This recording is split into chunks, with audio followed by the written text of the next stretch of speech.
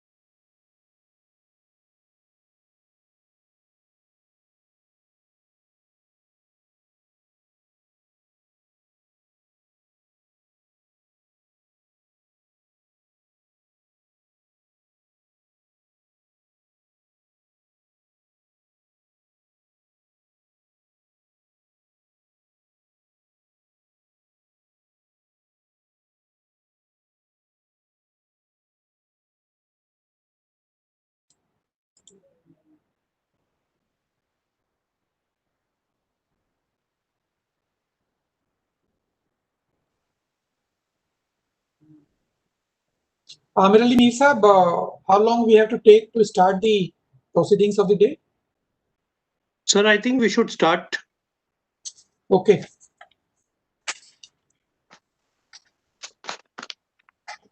So we are going to start the proceedings of the day. Good morning, friends. This is Dr. Amir Ali Khan from National Institute of Disaster Management. And as all of you are aware that today we are having a very important day. That is International Day for Disaster Risk Reduction. And today's theme is disaster risk governance. So that is the international theme of this day. This day is observed to facilitate everything related to disaster risk reduction at national and international level. So this is in this context we are organizing this webinar in collaboration with it's basically a joint activity between NIDM and Institution of Engineers India J&K State Branch and other partners, including DevCom Office, Divisional Commissioner's Office, including Forest Department of the state government, and Jammu and Kashmir Red Cross Society. So we are jointly organizing this event, and many of you are aware that we are definitely passing through a very tough phase during these COVID times. And when other type of hazards are taking place, it's resulting in cascading impact. And with all this, life is becoming challenging of late. So to overcome all these things, we need to create awareness among ourselves, among the society, amongst all stakeholders, including local community and administrators, responders, everyone, every stakeholder has to be aware about his or her role, because until we make ourselves aware, we can't make society safe against impending disasters. And as far today's day is concerned, this is basically UNISDR started way back, I think in mid 90s, 94, 95, the first IDDR was observed. And since then, we are observing this at national level, international level, as well as at local level. And this is now we have progressed a lot in making disaster resilient societies. And at international level, we have this Sendai framework for disaster risk reduction.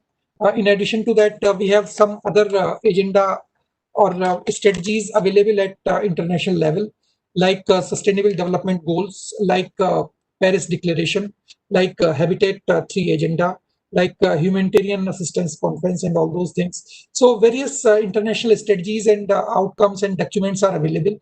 And most of them are, or almost every one of them is having certain concentration or focus on making disaster resilient societies. So that is the thing. And we are focusing on this, taking a gist out of all those 4 or 5 international agendas. And in addition to that, at national level, we have our PM's 10-point agenda, which also facilitate our functioning at national level in the area of disaster risk reduction. So as far as Sendai framework is concerned, Sendai framework is having 7 global targets and 4 priority areas. So the targets include, we have a full lecture on this. I'm not covering in detail all those things, but targets include reduction in mortality rate at international level, reduction in the number of affected people, reduction in economic losses due to disasters, and especially losses to critical infrastructure. Of late, we are seeing that every type of infrastructure is impacted. So we have to reduce the losses to critical infrastructure, per se the infrastructure, but definitely a special focus has to be paid to critical infrastructure. That is one of the targets. Then we have, it's an international one, so countries has to take up disaster management very seriously. Then we have to encourage international cooperation. So we are doing at national level definitely. So and then improve the early warning system. And you see that early warning system has improved at national level, at least in case of cyclones and wind hazard related things. Floods, we are getting perfection, almost getting perfection. But like earthquakes. We are having early warning system. A window is very short. So we are moving in this direction as well. So many things have already been done at national level. Considering these 7 priority areas and all those things, then we have 4 priority areas at international level as per that SFDRR Sendai framework for DRR. We are having increase the understanding of disaster risk among the communities, because communities are the most impacted and those are the first responders. So we have to improve their understanding of disaster risk. Last night also we were discussing, and it's really very challenging for all of us. We don't appreciate the hazards which are prevailing around us. Like I am sitting in this room, so I have to appreciate what hazards are prevailing. So we have to improve this understanding of disaster risk among the communities, among the masses. Then strengthening disaster risk governance so that the disasters can be managed better. So we have to improve on this, and that is the agenda of today's discussion, that how to improve the disaster governance for better management of disasters. Then let's increase the resilience by investing not only money but our efforts as well. So we have to improve the resilience of the communities, improve the resilience of this system, basically improve the resilience of every stakeholder who is responsible for making disasters or disaster safe societies. And definitely we have to improve the preparedness for disasters. So these are few of the priority areas as per SFDRR, and we have the entire disaster management is revolving around this. So we have to take these messages forward, and let's go ahead and this brief opening remark. I just hand over to Amir Ali Mir Saab for his welcome address, and then taking further from him. Amir Ali Mir Saab. Sir, thank you, Dr. Amir Ali Khan Saab. On behalf of the Institution of Engineers J&K State Center, I welcome you all to this webinar, which has been jointly organized, as Dr. Amir said, by the National Institute of Disaster Management, the Institution of Engineers J&K State Center, in collaboration with the Divisional Administration Kashmir, J&K Forests, Indian Red Cross Society. We are also thankful to Big 92.7 for being our radio partners today. So they will be running this program throughout the day. Plus, it will also be live on YouTube. We have a distinguished panel of speakers from different fields who will be sharing their experiences with us. And we'll be informed about the recent, as Dr. Amir said, disaster risk governance issues which are being taken by the government of Jammu and Kashmir, particularly with the support of the World Bank-aided Jhelum and Tavi flood recovery project. We'll get to know the proposals that are in the pipeline for improving our disaster response by upscaling our existing emergency operations center with the state-of-the-art decision support system. Our endeavor today of this webinar is to try and establish a coordination and institutional mechanism between the various agencies dealing with emergencies like the revenue and the disaster management authorities, and help them put in place proper disaster risk reduction strategies in order to manage and reduce existing levels of risks and avoid creating of new risks, which is called the disaster risk governance. I am honored to welcome Engineer Narinder Singh, FIE, President, Institution of Engineers, who has also joined us, and he will be talking to us. We will soon be joined by the Principal Chief Conservator of Forest, J&K, and the Divisional Commissioner and Deputy Commissioner, Srinagar. I extend my warm welcome to all the additional DCs who are the Chief Executive Officers of the District Disaster Management Authority and who have joined this webinar or are in the process of being, joining the webinar. We are also being joined by senior officers from the J&K Forest Department who are our co-organizers for this event. I also extend my warm welcome to all the nodal officers from the Health Department, Food and Civil Supplies Department, Srinagar Municipal Corporation, J&K Police, the Police Control Room, the State Disaster Response Force, again, the Forest Department, the Fire and Emergency Services, and senior engineers from R&B, PHE, Power Development Corporation, Irrigation and Flood Control, etc. We are also grateful to the members of the civil society, NGOs, students, Red Cross volunteers, disaster management colleagues, and the general public who have joined us online or are going to watch us live on YouTube. I wish this webinar success. Thank you very much. We have been joined. So, Dr. Amir, if you're saying something, you're mute. Sorry, I'm just saying, let me introduce the panel of experts, the sequence of the event. So we are going to have, is Mohit Gera Saab joining us, Amir Saab? Yes, he's connected. Yeah, I'm there. So, okay, so we are starting with Mohit Gera Saab, who is going to talk about disaster risk reduction and all those things. Then Engineer Narendra Singh Ji is President IEI. He is going to talk to us. Then one first technical session is going by Mr. Arjuman Hussain, who is a disaster management expert and working at international level. Then Dr. Satyendra is coming, who is an IAS officer, IFS officer from Bihar, and currently working with the Bihar SDMA and having international expertise. He is the former director as well. Then Pushpendra Johri Saab is coming from RMSI to talk about disaster support system, which they are working for J&K state or UT. Then two special addresses are coming from Shahid Iqbal Chaudhry Saab, who is Deputy Commissioner Srinagar, and Mr. Padurang Pole Saab, who is the Divisional Commissioner Kashmir. So these two gentlemen are going to address towards the end. And then we will coordinate the discussion and all those things. So over to Amir Saab, Amir Ali Mir Saab. Sir, I'm honored to have with us Dr. Mohit Gera, IFS Head of the J&K Forest Force and the Principal Chief Conservator of Forest J&K. He's also the Chairman of the J&K Biodiversity Council. A little brief about Dr. Mohit Gera. He's a senior 1987 batch IFS officer from J&K cadre. He completed his PhD in forestry from Guru Ghasidas Central University, Bilaspur. He has more than 33 years of work experience at very senior positions in the state, having, to his credit, multidisciplinary research and trainings. He also worked with national and international agencies. Forest fires are one of the most common hazards in J&K.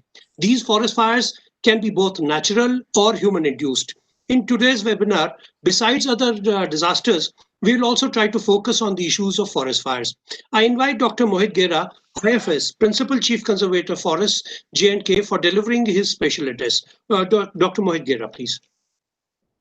Yeah, thank you, Amir Ali Mir Saab, for my detailed introduction.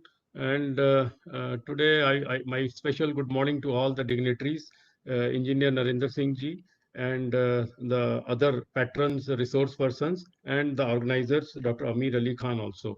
So I'll be starting with the forestry fire, scenario at the national level. But before that, you must have heard about the devastating fires of California, Amazon, and then last year we had in Australia. Millions of animals were killed and millions of hectares of area got burnt. Fortunately, condition in India is better, but in Jammu and Kashmir we are still more lucky. As far as our national scenario goes, we have a forest cover of 21% of our geographical area, and out of that 36% of the forests are vulnerable. They have been classified into extremely vulnerable, which is fire prone, very high fire prone, and moderately higher fire prone. So that is our 36% of our forest. But if you see only the extremely high and very high, it is 10% of the forest. Coming to Jammu and Kashmir, our forest cover is about 39% of the geographical area. If you add the tree cover, we become 55%. But forest cover is 39%. And extent of area which is fire prone, the four categories I mentioned. So it is 3% of the forests of Jammu and Kashmir. But if you add only the top two categories, that is extremely high or very high, then it is only 0.08%. So, but that doesn't mean that we should not, worry seriously about the forest fires, because of the fact that the climate is changing and the seasons are coming to, overlap with each other. Earlier, we used to have, fires from, early March to June in Cheed forests of Jammu region, and then, late September to October, early November in Kashmir region, because of dryness and because of temperature, going up. But now, if you see, you have fires in Kashmir in, let us say, May, June. And in Jammu also, the fire may even start at February end. And even these days, we had, fire in Padar, fire in Kela range. So this is because of the rain pattern getting changed, the temperature getting a bit, more, and the drought conditions which are prevailing. Now, if you see the vulnerable districts in Jammu, it is Rajouri, Jammu, and Riyasi. These are the most vulnerable districts. In Kashmir, we have Kupwara, Anantnag, even the Srinagar city itself, where we have urban forests in the name of Shankaracharya Hills, Zabarwan, that is also fire prone. Now, if you see the characteristics of fire, normally in our case, human, injury or serious injury or loss of life, even the animals. So we are lucky that that is not a serious issue so far. But of course, our fires are generally ground fires, creeping fires. Only if it is a dry trees, like in Padar, it was a dry oak trees. There it was a fire which was up to crown. So generally our fires are 2 to 5 canals. Only rarely they exceed 30 to 40 canals. But of course, there is a loss to biodiversity, loss to microflora, loss to forest floor, and soil loss is also there. So losses are there, and the incidence of fire are more or less not very much going up, but there is still a trend which is really towards higher side. As far as our preparation for fire is concerned, how we prepare, see, we have from the very beginning, Jammu Forest Notice, Kashmir Forest Notice. They were issued during Maharaja time in 1912. So as per that, we have forest fringe villages as our concessionists. So they, enjoy number of concessions, and in return, they are supposed to assist the forest department in fighting the fires, in protection, in other things. So they are under obligation. So what we do is, beginning of the season, begins with the issuing of notices, putting, word to the people for being ready. Awareness campaigns are conducted. And then our usual silviculture practices of laying out fire lines. That is a width of going through the forest, which doesn't have any fuel. It is deprived of leaf and any woody litter, so it is made clean, so that forest once reach there cannot go across. So that is the creation of fire lines, maintenance of fire lines, then the temporary engagement of fire watchers, that is also there. And then we have elaborate system of fire control rooms. We have about 190 fire control rooms in Jammu, similarly about 100 in Kashmir. So, and then our staff is there, equipped with the tools and equipments.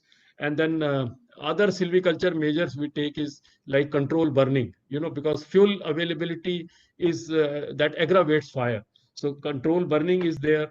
And then water arrangement, and wherever in the planning process, we do our best. Wherever the natural sources of water are there, we rejuvenate them. So just in case, because they are very good for the wildlife, as far as in the eventuality of fire, that water can be utilized.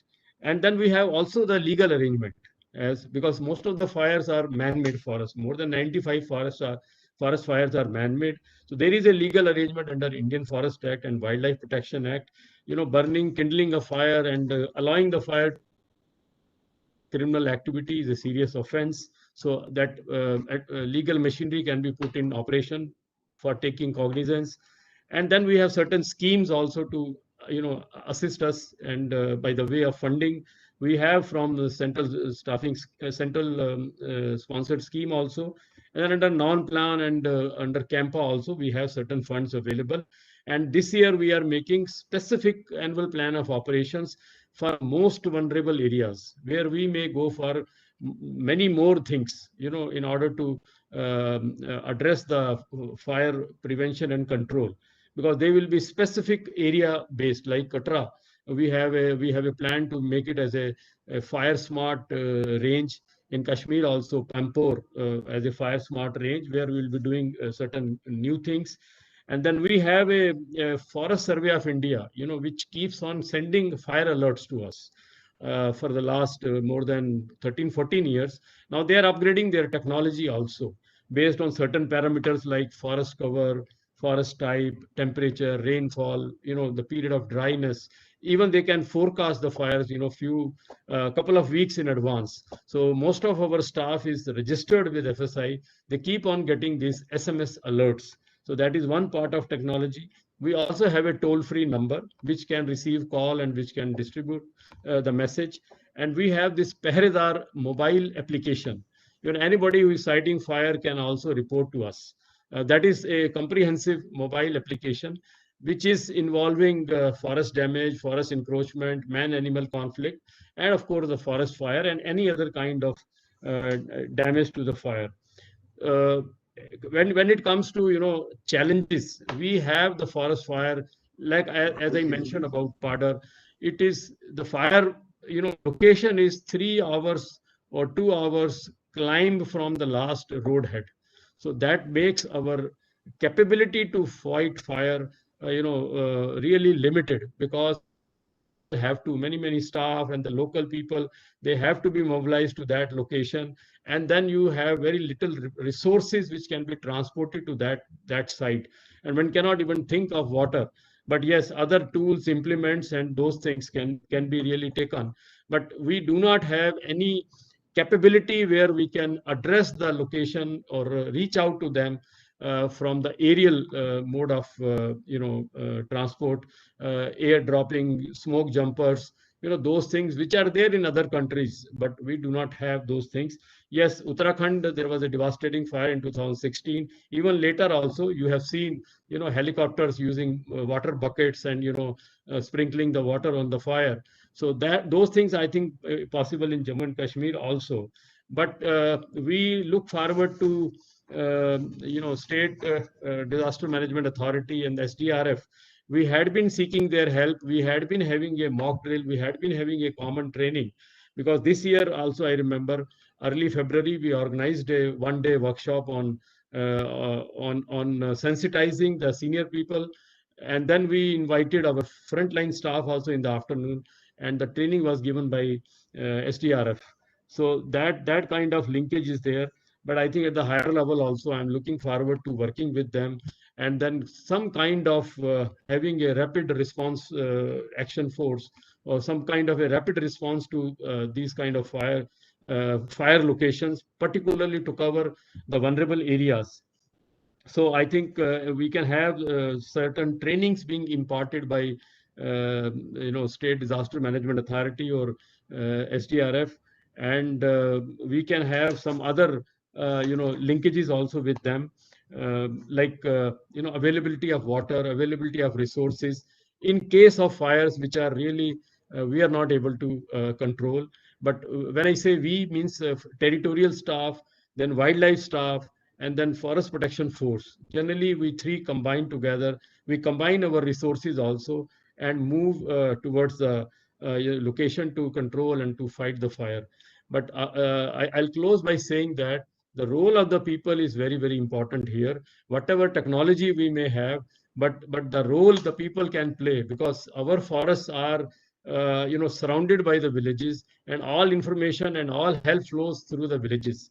So under non-plan also, there is a Panchayat Halka, some scheme is there. We have requested this year to involve more and more Panchayat Halkas for prevention of fire. So that is what I would like to say from the Forest Department side, and we are quite, actively pursuing this prevention thing specially. And we have a committee also at the state level. We keep on reviewing the our preparedness for prevention and control of forest fire. So if any question in this regard, I can address. Otherwise, this is what something on the forest side which I had to say from the department side. Thank you very much. Thank you, Dr. Gera. We have in fact kept the last session as the question answers from the audience, from the participants. So definitely, I think you have to probably go for a next meeting, but I think senior officers from your department are online, and they can connect to me on your behalf, and we can give them panelist right, and they can respond on your behalf in case you're not available at that time, sir. And definitely, sir, your views are well taken, and it will be conveyed to the higher authorities regarding the training, etc., of the firemen. SDRF and police and civil defense and the volunteers have definitely played a very important role in this. Thank you very much, sir. Institution of Engineers is a national organization of engineers having over 10 lakh members with state and local centers. The Institution of Engineers was established in the year 1920 and was incorporated by the Royal Charter in 1935. This is the centenary year of Institution of Engineers. Shri, I have the privilege to welcome on board Shri Narinder Singh, FIE, who is the president of the Institution of Engineers. I hope, Narinder ji, you are online. Please unmute yourself, sir. He served in the... Thank you very much, sir. Sir, आप अपना camera भी on कर सकते हैं, sir. Shri Narinder Singh ji served in the Uttar Pradesh and Uttarakhand at very senior levels. His contributions will be remembered for streamlining the rehabilitation and resettlement package of the 1,000 megawatt Tehri Dam project. He is the founder chairman of the Institution of Engineers Uttarakhand State Center, and is credited with the construction of a very modern building for the center with the cooperation of the government of Uttarakhand. In fact, that is an example that we talk about throughout the Institution of Engineers. He has authored several books and has rendered exceptional service to the Institution of Engineers in various capacities. He has served earlier as the Vice President of the Institution of Engineers, and he has always been active in the education sector, and his interest is in creating a green and safe environment. He was elected unopposed as the president of the Institution of Engineers by the council of the institution, which is a testimony and recognition of his sterling and long-standing contribution to the institution and the engineering profession. I'm highly thankful to him for having spared his precious moments to speak to us, despite the numerous programs going on all across the country in connection with the centenary celebrations. मैं Narendra Singh ji, president institution of engineer से दरखास्त करता हूं कि वो हमें अपने ज़हीन ख्यालात से नवाजें. नरेंद्र सिंह जी.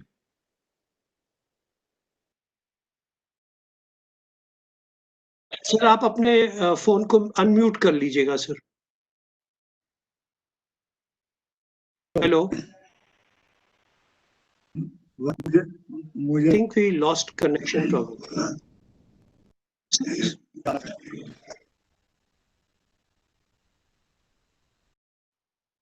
सर, आप अपना कैमरा प्लीज ऑन कीजिएगा.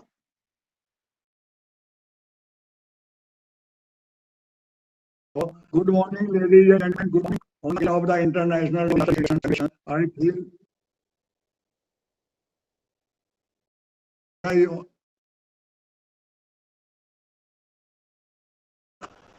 Yes, sir. Please carry on, sir. Carry on, sir. बिल्कुल ठीक है, sir.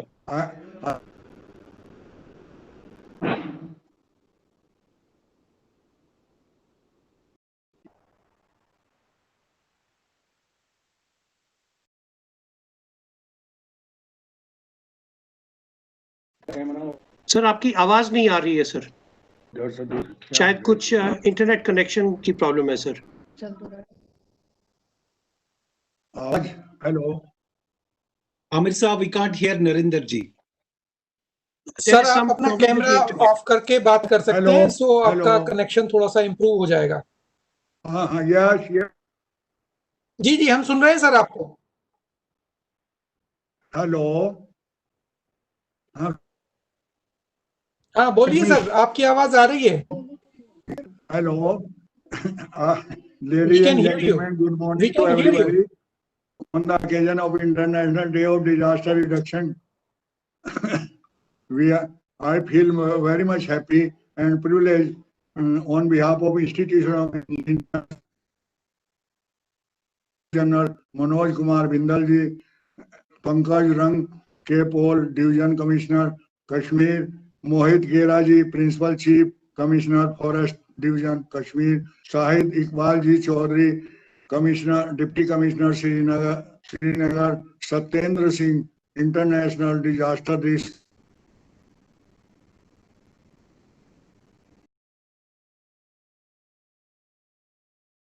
Arjiman Hossain, International Development Specialist, Amir Ali Khan, Faculty NIDM, Hussein Johri ji, my colleague Amir Ali, Chairman, Institution of J&K State Center. Ladies and gentlemen, on the day of International Disaster Risk Reducing Day, which is organized by the Institution of Engineers in association with National Institution of Disaster Management, Government of India, with the collaboration of Divisional Administration, Forest Department, Jammu and Kashmir, Indian Red Cross Society. On this occasion, I convey my sincere thanks and gratitude to the organizers. I am pleased to introduce myself as a president of Institution of Engineers, which is the largest multidisciplinary organization of engineers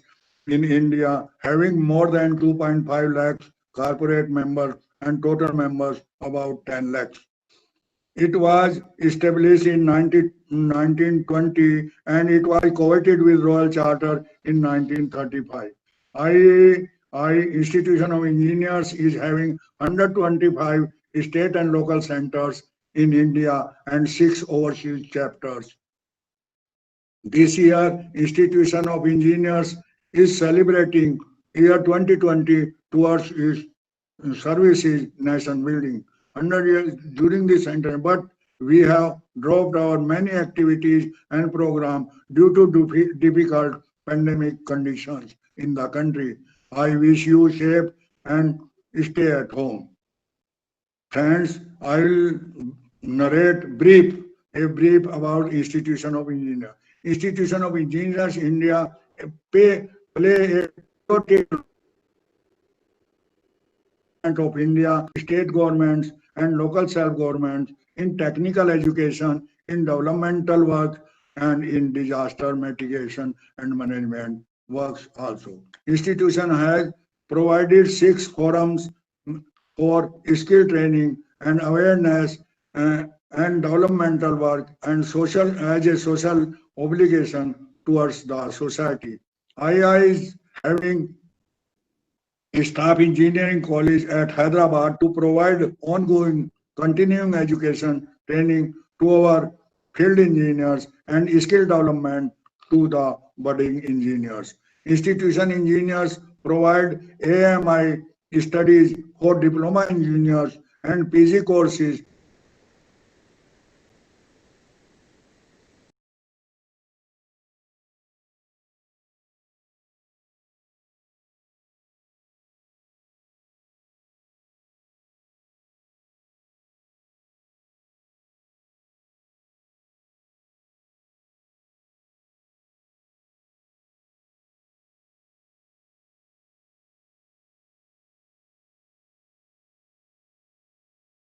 engineering. Institution is non-profit organization which represent India in all engineering organizations like such as WFEO, PF, PSCA, FIB, AIC, etc. of the world. Institution has 0 scientific and research organization organized in recognition from DSIR. Institution has disaster management and mitigation in which will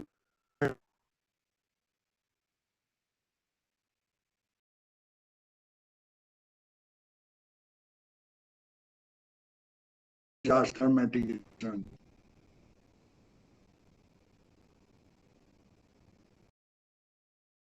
In Uttarakhand, after high flash flood in river Mandakini on 16th June 2013.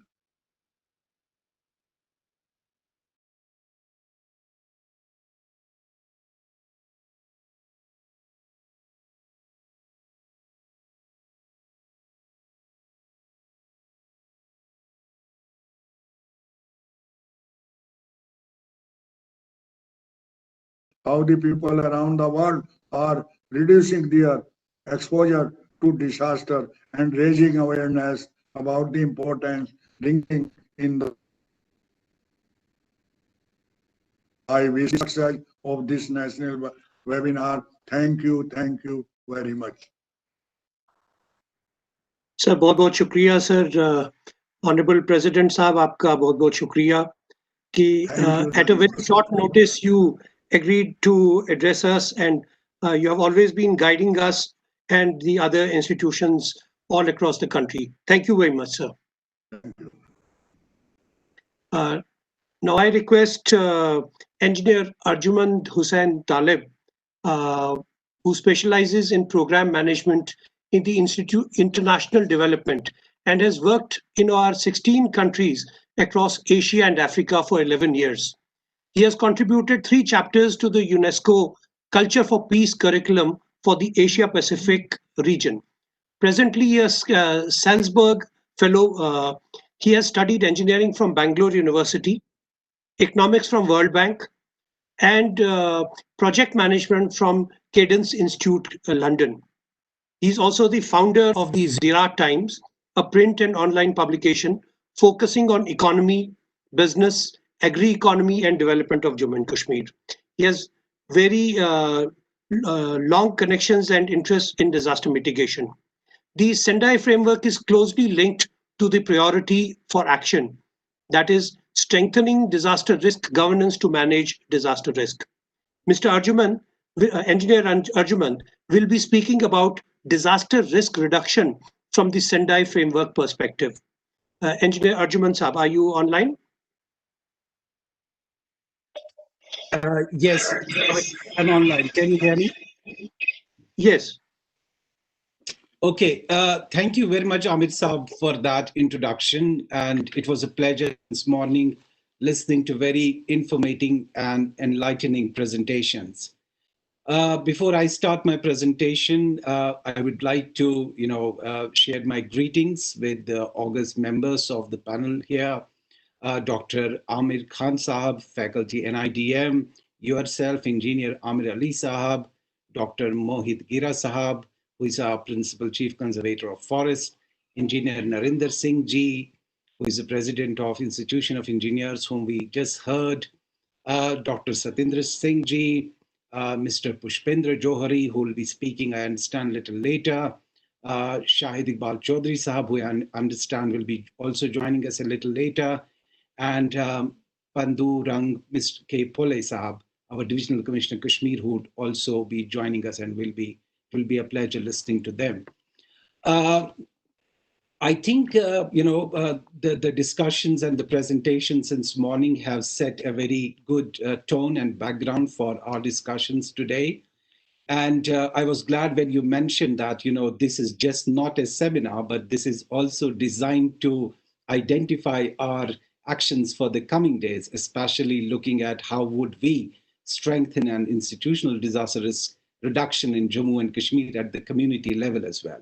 So that's a good thing. I would be speaking very briefly, one, about the DRR governance and where do we stand in terms of our commitments to Sendai framework, and what our learnings have been so far in Jammu and Kashmir, and then what our way forward would be. As most of us know, because most of the people are here very much aware of this, they are professionals in this field, that our transformation or shifting from the Hyogo protocol to Sendai framework marked some very positive changes. From my global experiences about how did I see personally this transformation from the Hyogo to Sendai, what it means for our country and what it means for Jammu and Kashmir as well, I would just like to briefly share some of the reflections and learnings from that process. Well, honestly speaking, when we look at the Asia Pacific region, the last 5 years have again seen a dramatic transformation from a response-centric framework to disaster risk planning and mitigation to preparedness.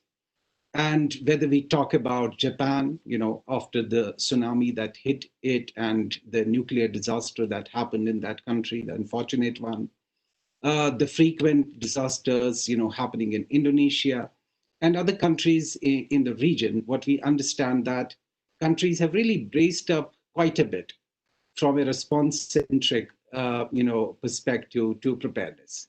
And that's the good news. And the statistics tell us that this has paid off in these countries. One, in saving lives. Two, in preparing people better for disasters. Three, in reducing economic loss, devastation, and also in the process contain poverty. And one thing that I would like to mention here, especially, which is striking in that region and which we also need to emulate in our region and the country, is the private sector engagement. We saw that many countries engaged with the private sector in the hope that private sector has stakes in disasters, and private sectors has been known globally to contribute crucial ideas and resources in disaster risk reduction process. So a lot of countries in that region have, very meticulously and very result-orientedly engaged with the private sector, and they have contributed ideas and resources in that process in institutionalizing and also in strengthening preparedness at the community-based level. Then talking about North Africa and the Middle East region, traditionally natural disasters are not really known to be, very serious ones in that region. There are man-made conflicts and man-made disasters in the region, but there has been a deep realization in that region as well that we need to shift from reaction and response to preparedness.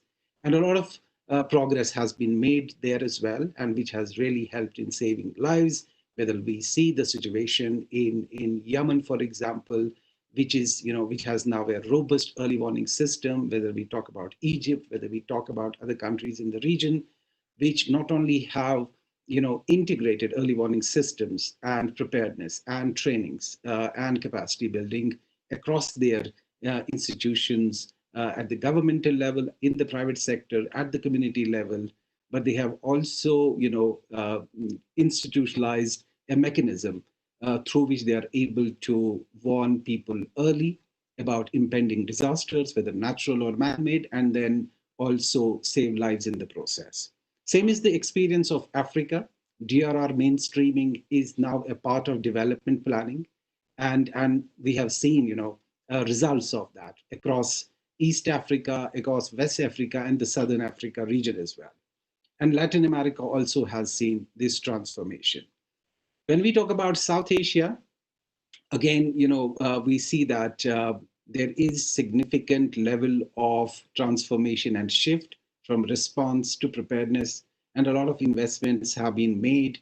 And within India also, we have seen in the last few years, especially in the last 5 years, significant paradigm shift from preparedness and response. And then we see the statistics in terms of, one, reduction of vulnerability to natural disasters, and secondly, saving lives, and also reducing poverty in this process, and also minimizing economic and financial loss that used to be much more compared to what is happening now.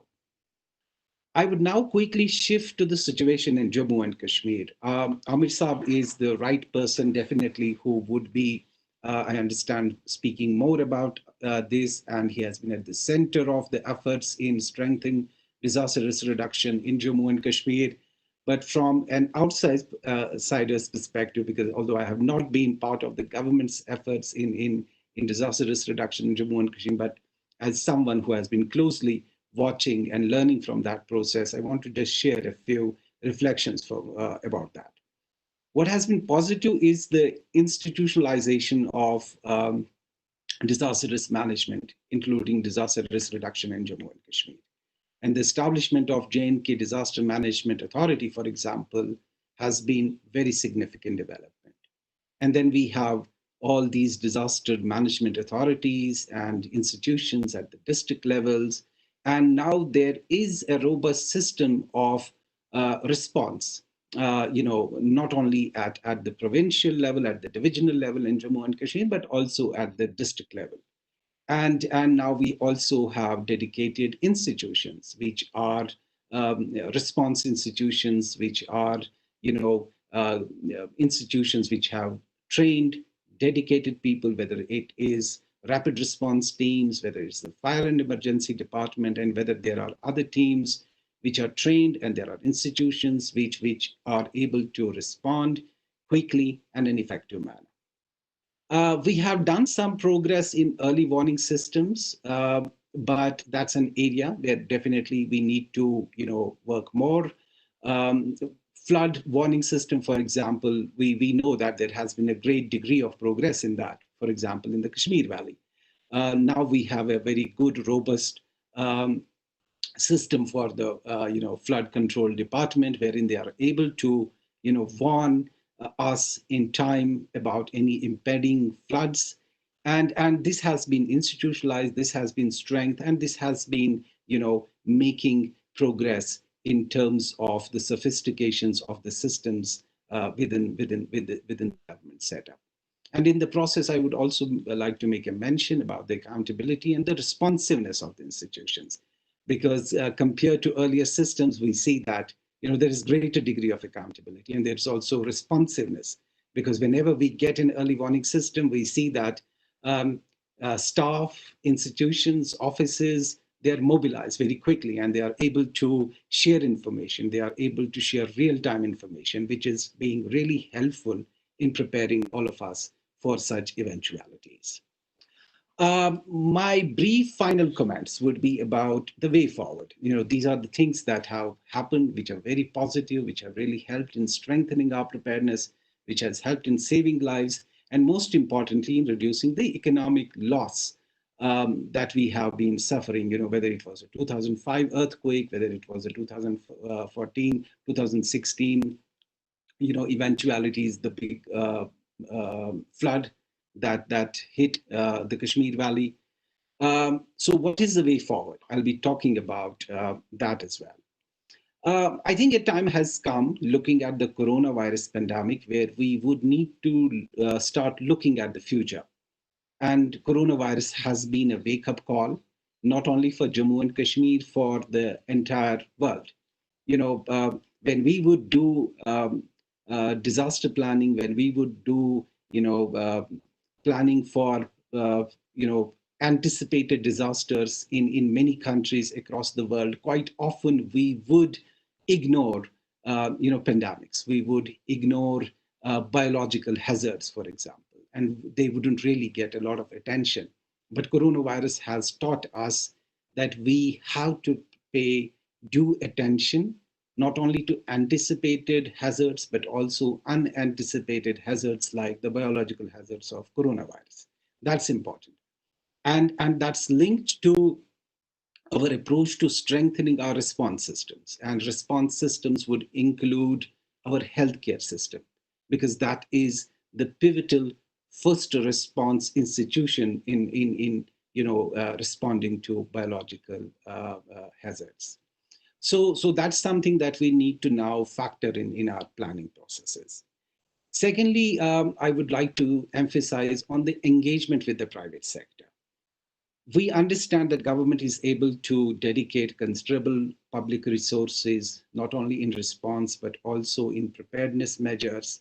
But we also realize something that we realized also during the flood in Jammu and Kashmir lately, is that we need more resources, and we need to learn from global experiences of engaging with the private sector, because private sector has a stake. One, if we are getting more engaged with the private sector, one, we get more ideas, we get a strong stakeholder to work with together, and we also get financial resources in the process, because private sector has a significant stake in preventing and minimizing economic losses.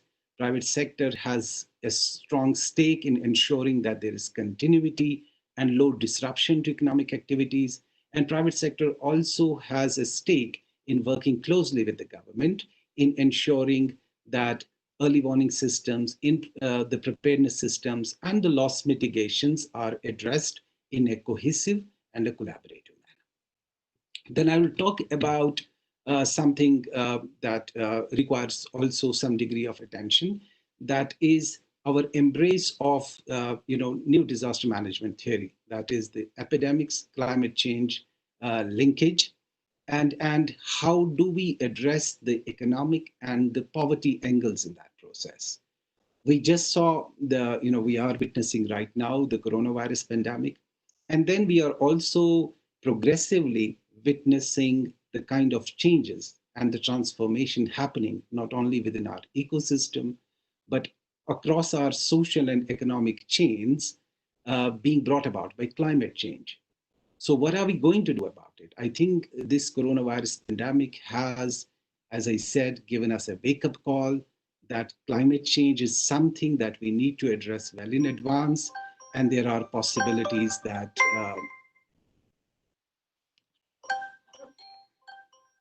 hello. Yes.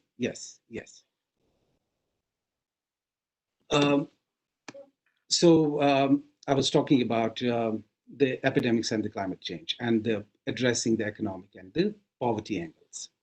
At the institutional imperative, we talked about the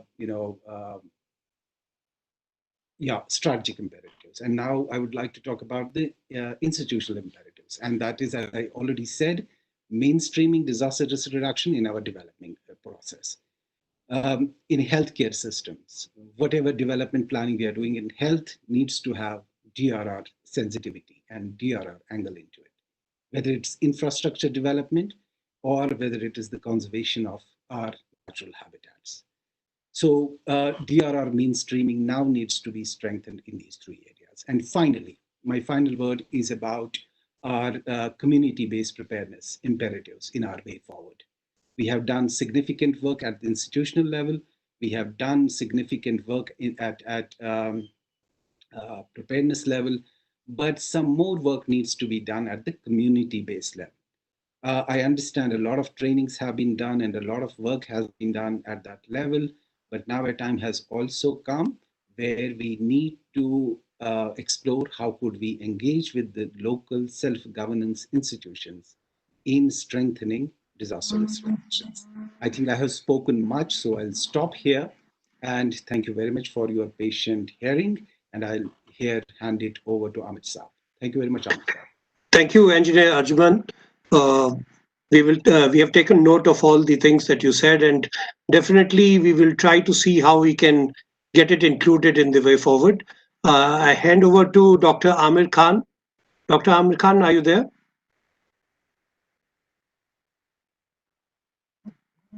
I'm here, sir. Doctor. Over to you, sir. Okay. Thank you, Amir Saab, and thank you to Arjuman Saab for nice presentation. You have quite explained quite nicely the concept of SFDRR and how development administration is taking care of all those things into planning and developing all those things. I think this is the turn to Dr. Satyendra's presentation, and I take this honor to introduce Dr. Satyendra, who is our former boss of NIDM. He was director with us for 3 years, and Satyendra ji is besides being a nice personality, is a top-notch professional working at international level.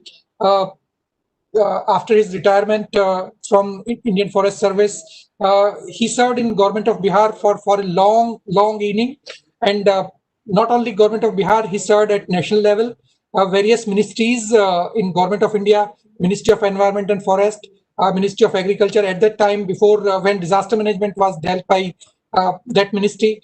And then he developed his interest in disaster management.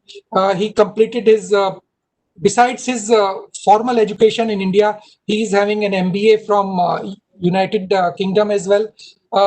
He completed his MSc and PhD in geology, which is a wonderful thing, having a professional like him who is having a background in disaster management and having the professional qualifications as well. He is the administrator. He served in Government of Bihar as a special secretary for disaster management.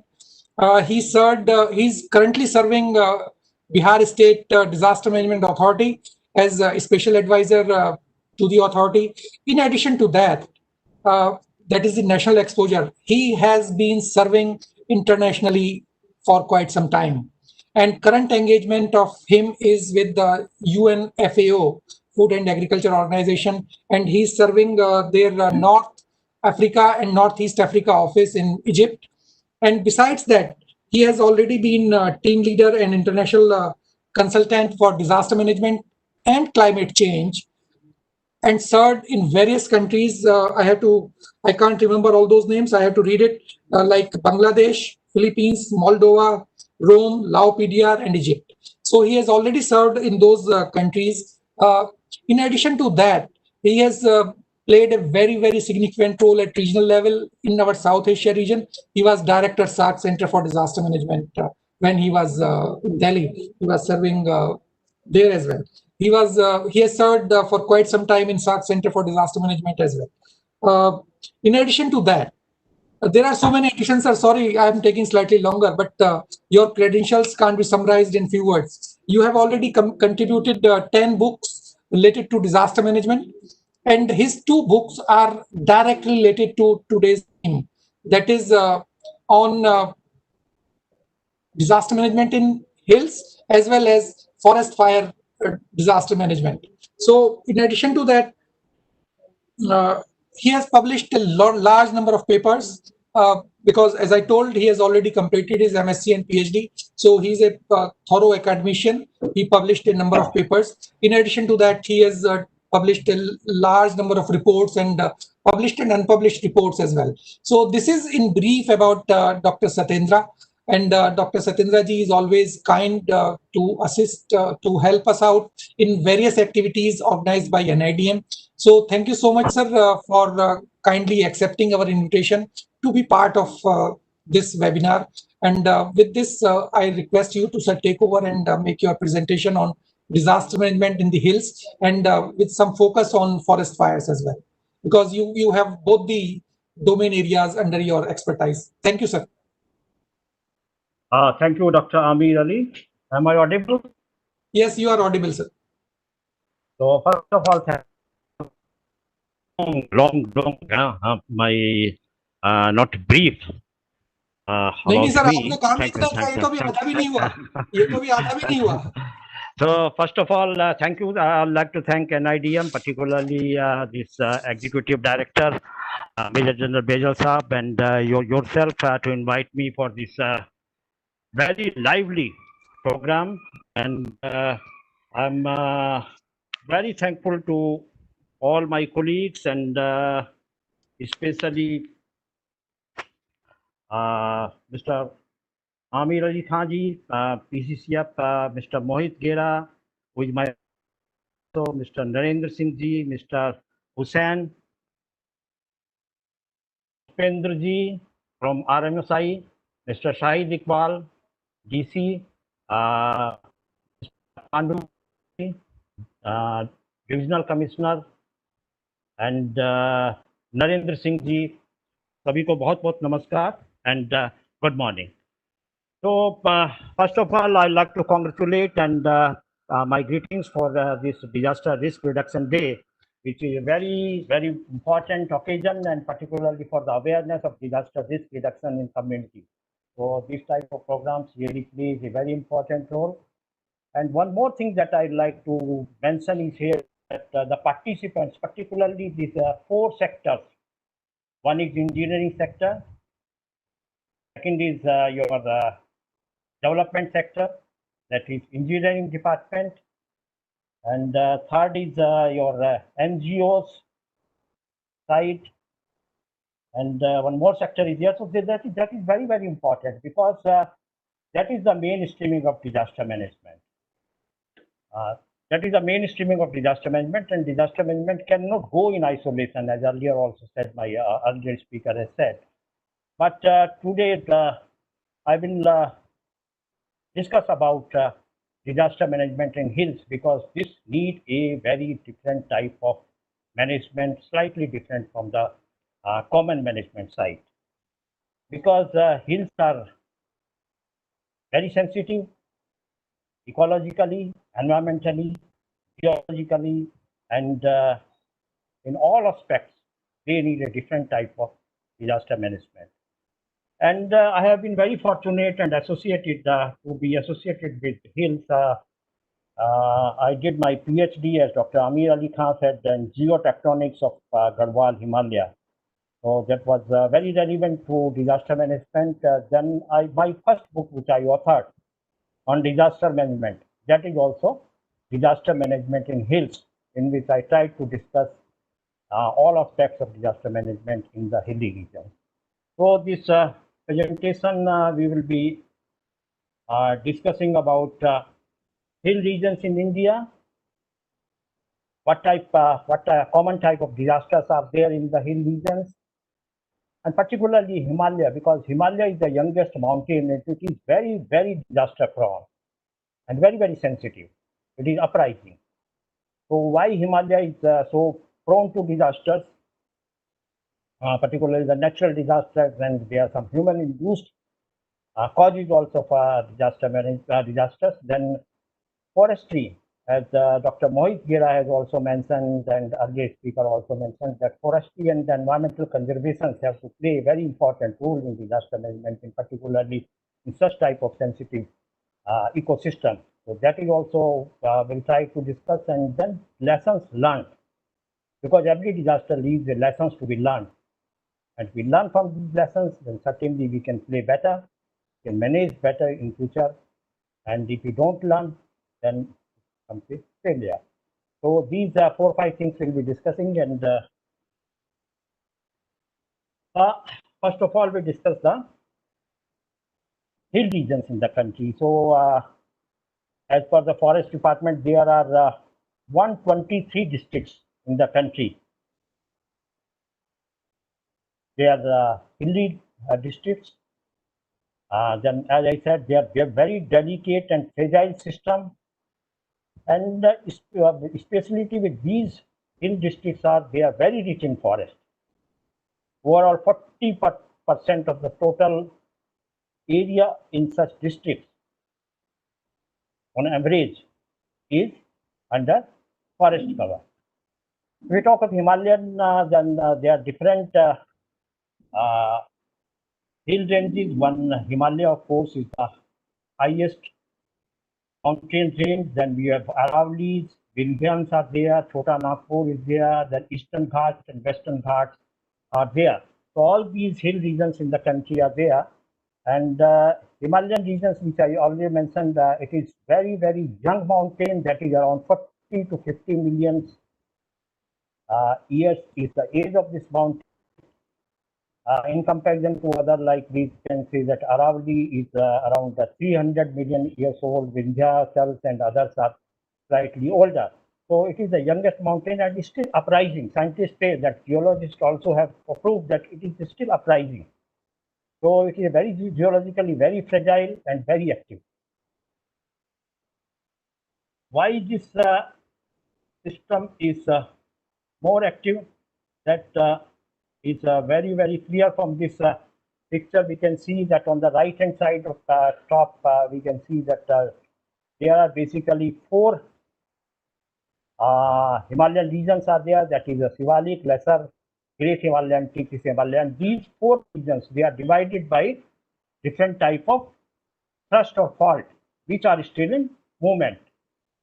So the main causes of disaster in this region is the instability. These plates, but you must have heard of plate tectonics. These plates are still moving, and as you see in the picture downstairs, that these plates are in movement, and along this thrust, there is continuous movement, and due to these movements, there are thrust, there are these earthquakes are there, landslides are there, different types of disasters there in these very sensitive ecozones.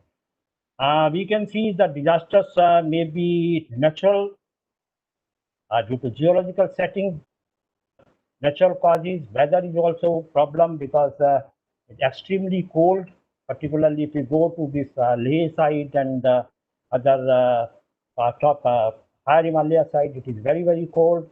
Thawing is also a problem, heavy rain sometimes, and heavy snowfall. Seismicity, of course, zone of Himalaya is in 5 and 4. Then vegetation also play an important role about natural disasters. Then human-induced also, we'll be discussing that why unplanned development is increasing. The vulnerability, deforestation is the major cause. Then agriculture up to some extent, because we are not taking into consideration the slope, and at very slopey area also sometimes agriculture result into soil erosion and landslide. Is grazing is also a problem of more than 1 crore cattle in only in, I think, in Jammu and Kashmir region is there. Then firing due to this what you call different army terrorist activities, firing also sometimes problem. Then the mining activity, then climate change and glacial melting, that is also leading to intensity and frequency of disasters in Himalayan region. Try to correct some common disasters, some more major disasters in hilly regions, particularly in Jammu and Kashmir. If you see the geological type of disasters, then earthquake and landslides are there. Hydrometeorological disasters, avalanches, snow avalanches, that is very, very common. Hailstorm, cold waves, windstorms, and drought, flood, and lightning. They are the hydrometeorological disasters. Then fire outbreak is also there, gas leakages, chemical leakages.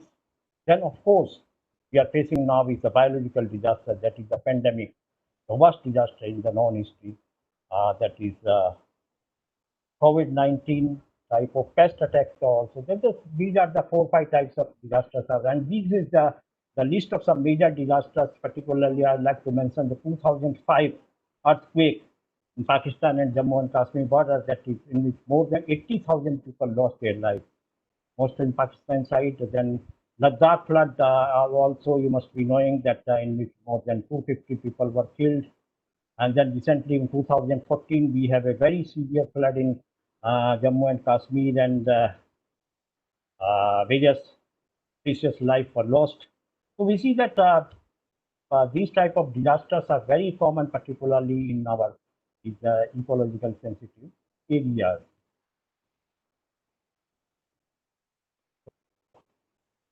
First of all, I like to discuss, we discuss the different causes. Development disasters is very, very important. And the main theme of disaster management is strategic for disaster risk reduction. So in Himalayan region, the major cause, human-induced causes of disasters are unscientific development. We have to take, we are not against the development, but development should be in collaboration with our disaster management point of view also. Particularly if we talk the road or tunnel construction, so as per the scientists, if we construct 1 kilometer of road in hilly terrain, it results into 60,000 cubic meters of debris. So you can imagine that how much debris is generated by road constructions in hilly regions, but there is no proper management. Road construction is very, very important. Road for communication is very, very important. But we have to think of the geology. We have to think of the debris management also, how to manage this debris. That is also important. That is to be taken care, because these debris go to the river side only and create different type of problems. Then unscientific agriculture practices, I already discussed that the terraces with steep slope, it may result into erosion and soil erosion and landslides and dam and reservoir constructions, because we are doing this environmental impact assessment, but side by side we should do the disaster impact assessment also. That is also important for while constructing major project. Then grazing of cattle, that is also a problem, because we don't have any specific place. So all these our cattle, they go to forest and other sensitive areas and hilly terrain. So they also result into soil erosion. And then deforestation. Deforestation, that is very strategic, and it directly, if there is no forest, less forest, then soil erosion will be more, groundwater charge will be more, less than climate change and warming. You must be knowing that what is the relation between forest and climate change. That is also important. Then forest fire, already Dr. Gera has discussed that more than 95% or 90% are human induced. So that is also taken into consideration. And then one picture you see on the left-hand side, that is the theme, that is the gist of this development and disaster management. Because disaster and disaster management and development, they go in opposite direction.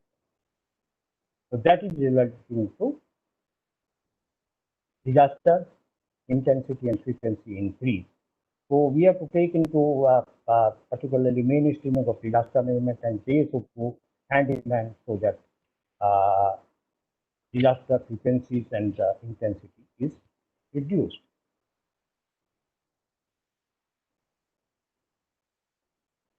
Forests play a very important role, and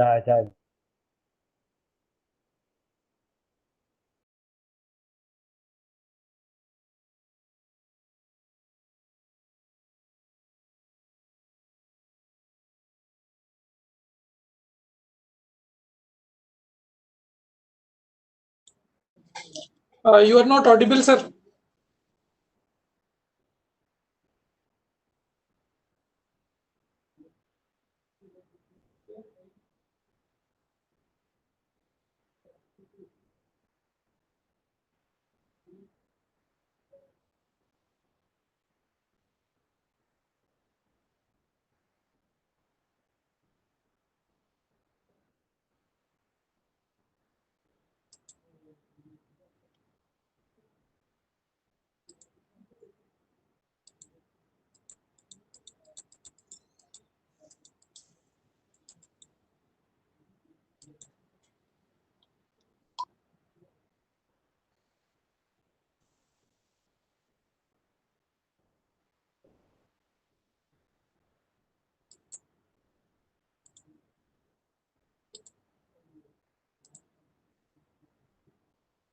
Amir Saab, I think we have lost Dr. Satyendra.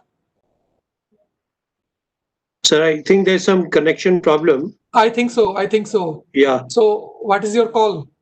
I think we'll ask I think- Mr. Johri to I continue. think, Dr. Yeah. Satyendra, are you there?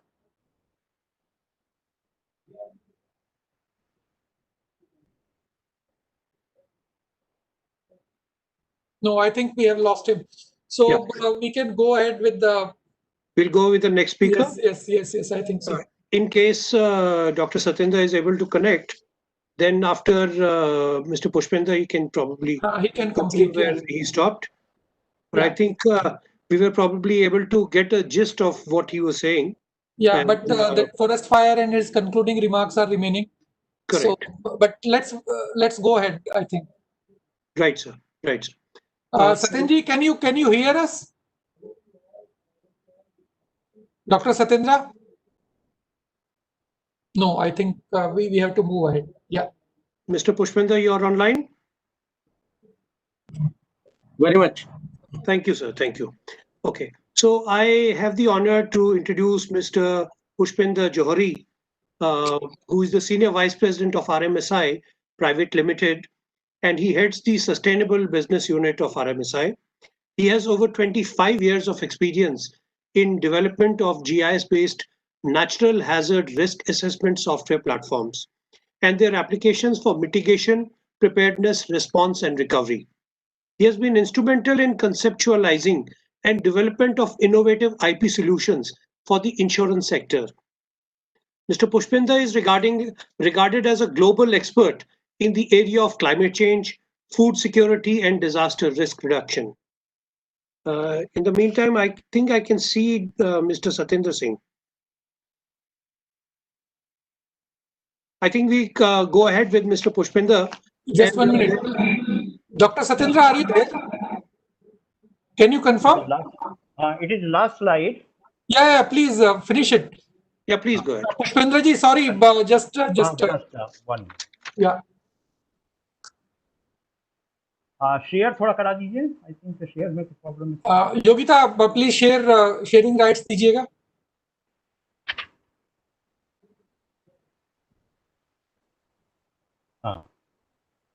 आ गया ना? आ रहा है sir. हाँ, तो मैं discuss कर रहा था कि what lessons we learned from different disasters. So Uttarakhand का disaster in 2013, we sent our team and we learned a good lessons and tried to compile all these lessons learned in the form of a book that is called Uttarakhand Disaster 2013. ये आपको website पर उपलब्ध होगी, NIDM की website पे you can get and download also this book. So इसमें what lessons we try to, I'll just mention these lessons and not discuss much. The first lesson which we learned and we try to collect and document is disaster management must be an integral part of the development activity, particularly. Then disaster impact assessment, that is very, very important. That is to be incorporated whenever some mega project is there, particularly this idle projects are there, then road construction is there, then disaster impact assessment is very, very important.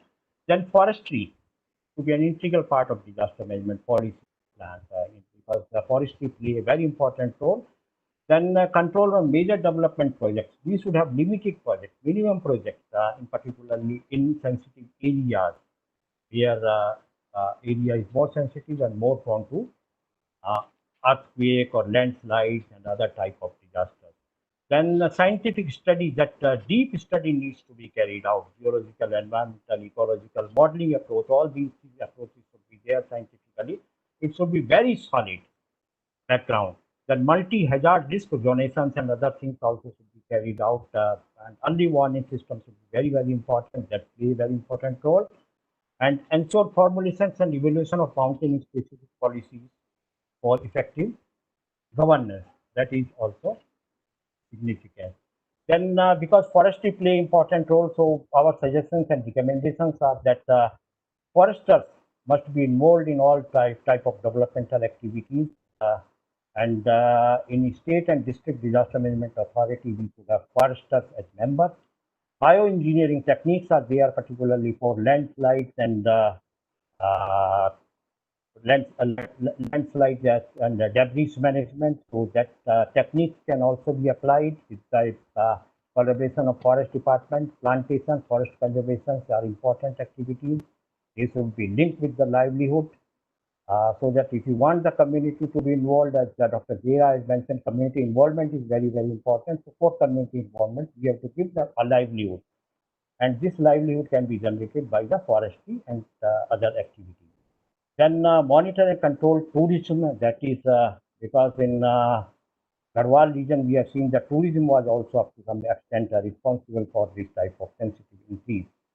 Then illegal development in sensitive regions, that should be checked because there is a lot of sometimes enforcement in river basins. And last but not the least, that is awareness among society. That is important, and we should increase awareness in the society about the sensitivity of the Himalayan regions and how we can protect the environment. So with this, thank you very much, and thanks a lot, and thank you to NIDM. I will showing 2 books also. You can download these 2 books from the NIDM side also. That is one book on management in hills, and second is Uttarakhand Disaster 2013. Thank you very much, NIDM Co and other organizers for providing me this opportunity. Thank you very much. Namaskar. Thank you so much, sir. But you have not highlighted that you have written a book on forest fire as well. So yeah, that, forest fire actually that needs a detail or a separate presentation. Yeah. I'm not asking for that details, but book title is there. So you wrote a book on that book is also available on forest fire disaster management and NIDM website, and you can download and that book. And your next upcoming book is on COVID management as well. Yeah, that also under publications, and I think next month I'll be sharing with you. Thank you very much. Thank you so much, sir. Thank you. Thanks a lot. Amir sir, over to you. Sir, thank you very much, sir. Dr. Satyendra mentioned about that foresters being members of the State Disaster Management Authority or the District Disaster Management Authority. I just wanted to highlight that we also have a Divisional Disaster Management Authority where the Chief Conservator of Forest is a member. And at the District Disaster Management Authority, the conservator or the DFO is also a member of the district authority. That's Then you great. talked about- Thank you very much. Thank you, sir. You also talked Thank you. about that disaster management should be an integral part of development. Definitely, we keep saying it, but unfortunately, the challenge is in its implementation. Then forestry to be an integrated part, integral part of the disaster management planning. Unfortunately, this is where the disconnect is. We talk of most of the disasters, but when we talk of forest fires, we assume that it is the baby of the forest department, whereas it is ultimately a disaster that the entire state has to face. Yeah, Then you talked about these scientific studies and the multi-hazard risk zonation, which brings me to back to Mr. Pushpinder Johri, who are the consultants for the World Bank aided Jhelum Tavi flood recovery project. And they have been awarded the project for the multi-hazard vulnerability assessment for the study for J&K with specific focus on seismic vulnerability in the urban areas. So I'm sure the study that RMSI is doing is going to help the state a lot. yes, yes, yes. Thank you, sir. Thank you very much. Thanks a lot. Regards. Thank you, sir. Thank you. And coming to Mr. Pushpinder Johri again, RMSI is developing a state-of-the-art decision support system for the State Emergency Operations Center, which I mentioned in my opening remarks. And they require inputs from all the additional deputy commissioners and the nodal officers who are present in this webinar today. And it is only with their interaction that this decision support system is going to be more effective. Over to you, Mr. Pushpinder Johri. Thank you very much, Amir Ali ji. First of all, my big thanks to you for giving me this opportunity to be part of this this event on the day of disaster risk reduction, and also I really want to thank to all the presenters so far, who have enlightened me in what all is happening, what others' thoughts are on the subject, the Sendai framework, or the approaches to disaster risk reduction, the importance of forest fire as a disaster. So I think the all my previous speakers have set a stage for me to dive a little bit more deeper into how the Jammu and Kashmir is moving ahead on this path of disaster risk reduction, and what are the key initiatives that are being implemented that are going to support this the disaster risk reduction and its mainstreaming in for developmental planning, etc. So I have put out a very small presentation. I'll quickly run through that.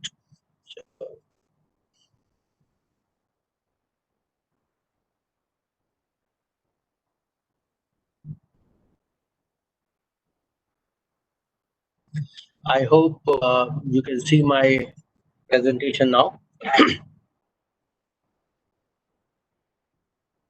So yes, please carry on. Yes, thank you. So I'll start with, well, we all know that the Jammu and Kashmir has faced several events of late, and some of those have been really big. Whether it has been the earthquake or the flood in Srinagar or the multiple forest fires that have been raging in the state of on and off. So as Amir Ali ji already explained that the state has embarked on the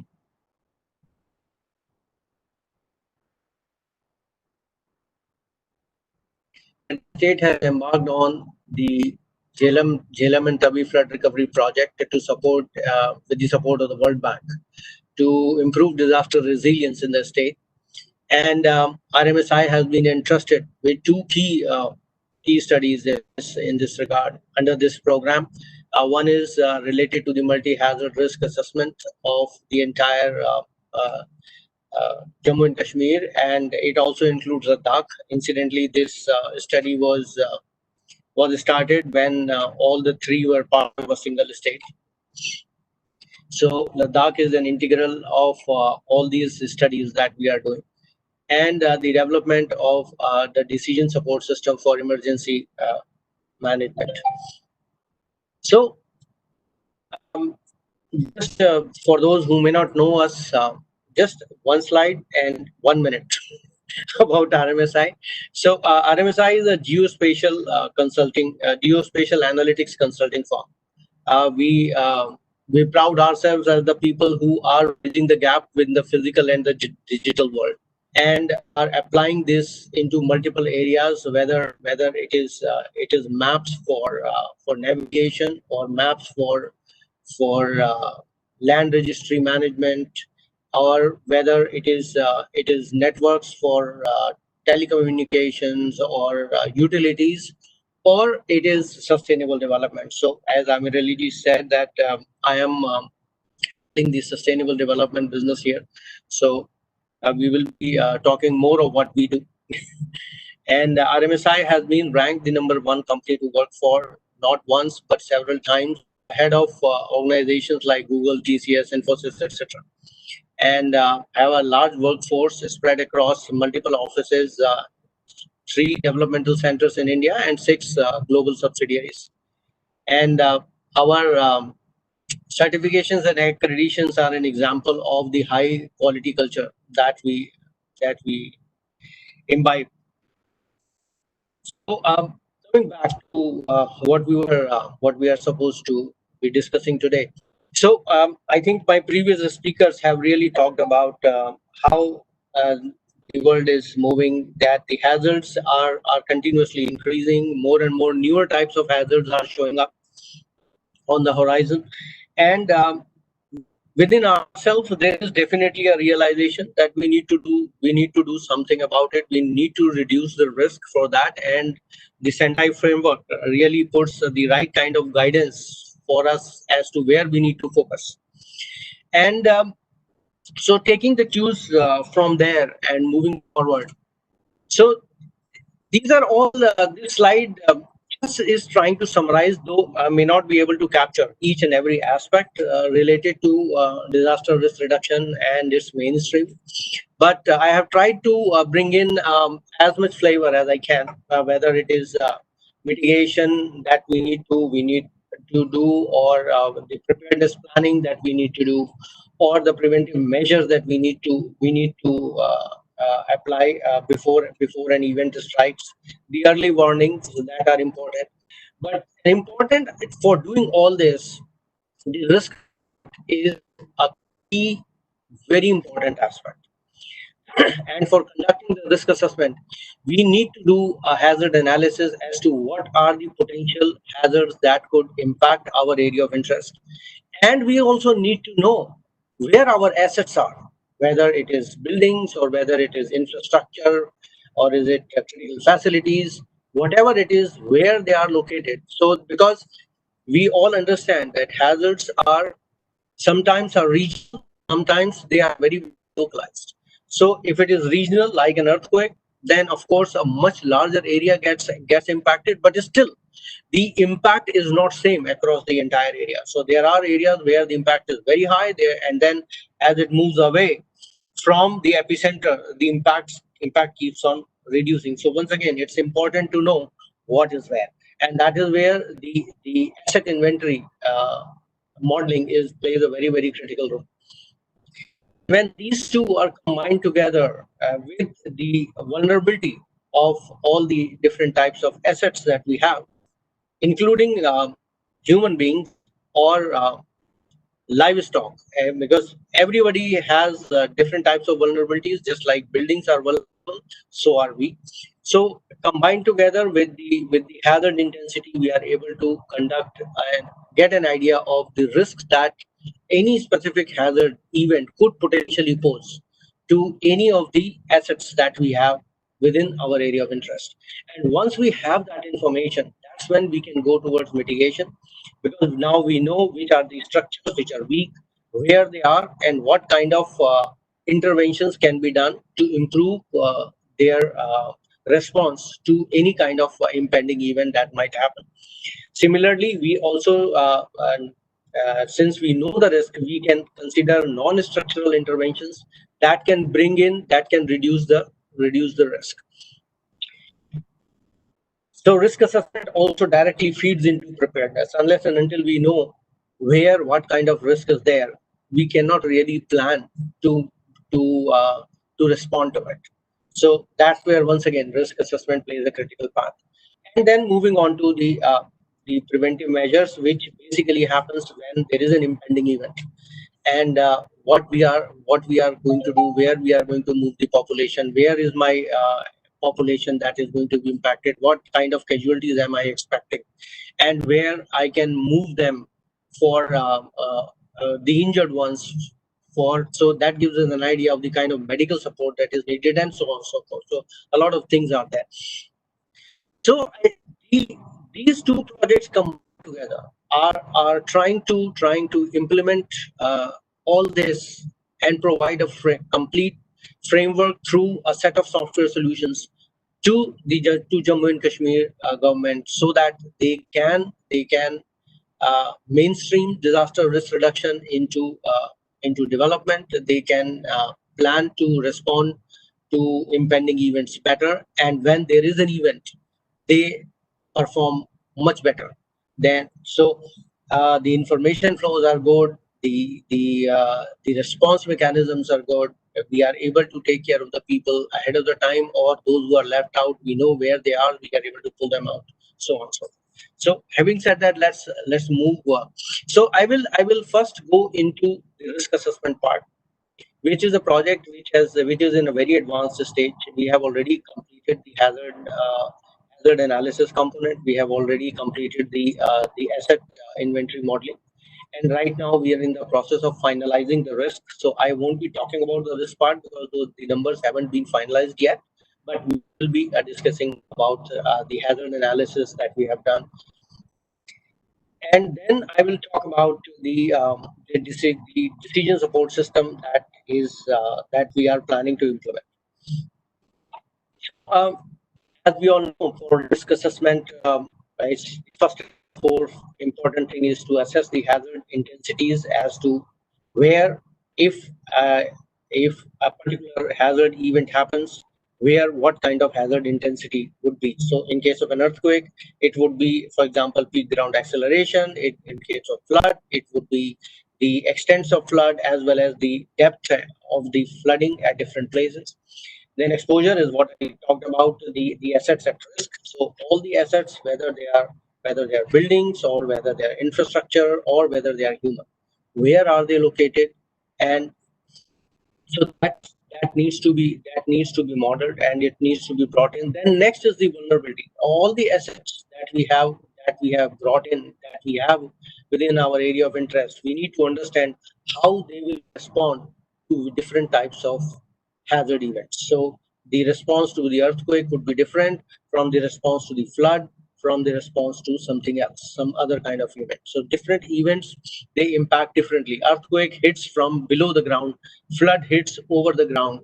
And so, high intensity rainfalls and thunderstorms, they hit over the top, from the top.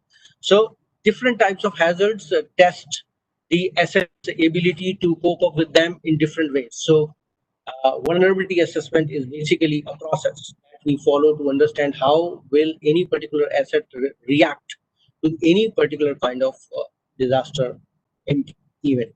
And then we get into the assessment of the impact, wherein what kind of impact are we seeing, and the assessment of the risk overall, now in terms of economic losses, in terms of the structural losses, in terms of casualties and people who are looking for shelter, and all those kind of things.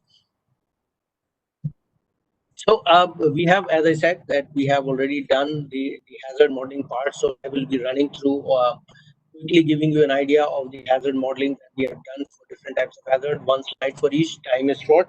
So earthquake, we have created a probabilistic seismic hazard model using the OpenQuake software provided by the global earthquake model.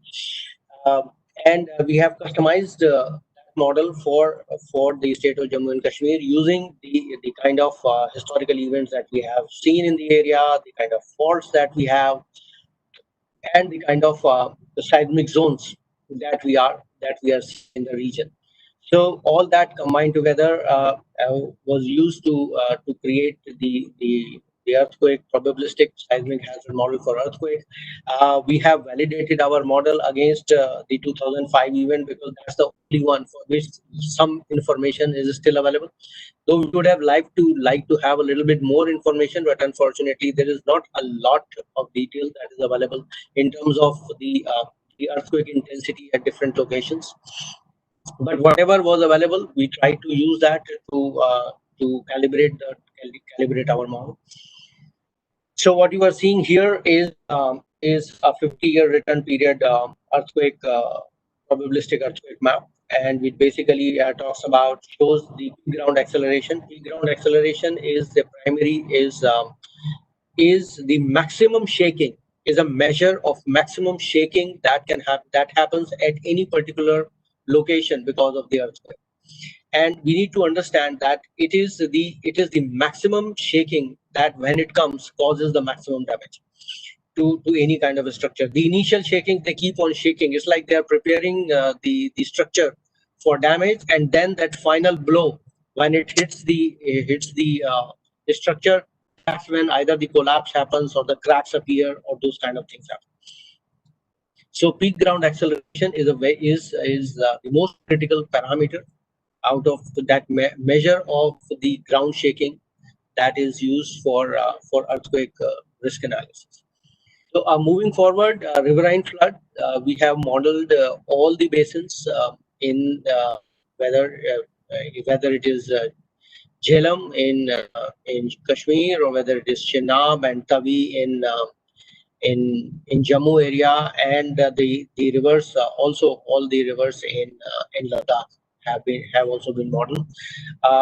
Once again, the flow data is a challenge in the state historical, so there wasn't really a lot of depth in the terms of the number of years that we could get, but whatever we could get, we have tried to build the models. I think one good thing was that we had a very large event in 2014 flood, against which we could calibrate our models and see that the model is generating a flood which is very close to what has happened on the ground. We also did a lot of field capture in terms of the water marks that have been put in a lot of buildings within Kashmir, within Srinagar. So we use that information to model to calibrate our model, and now all the return period hazard maps have been created. So what you're seeing here is an example of the flood, which is basically representative of the 2014 event that happened in Jhelum.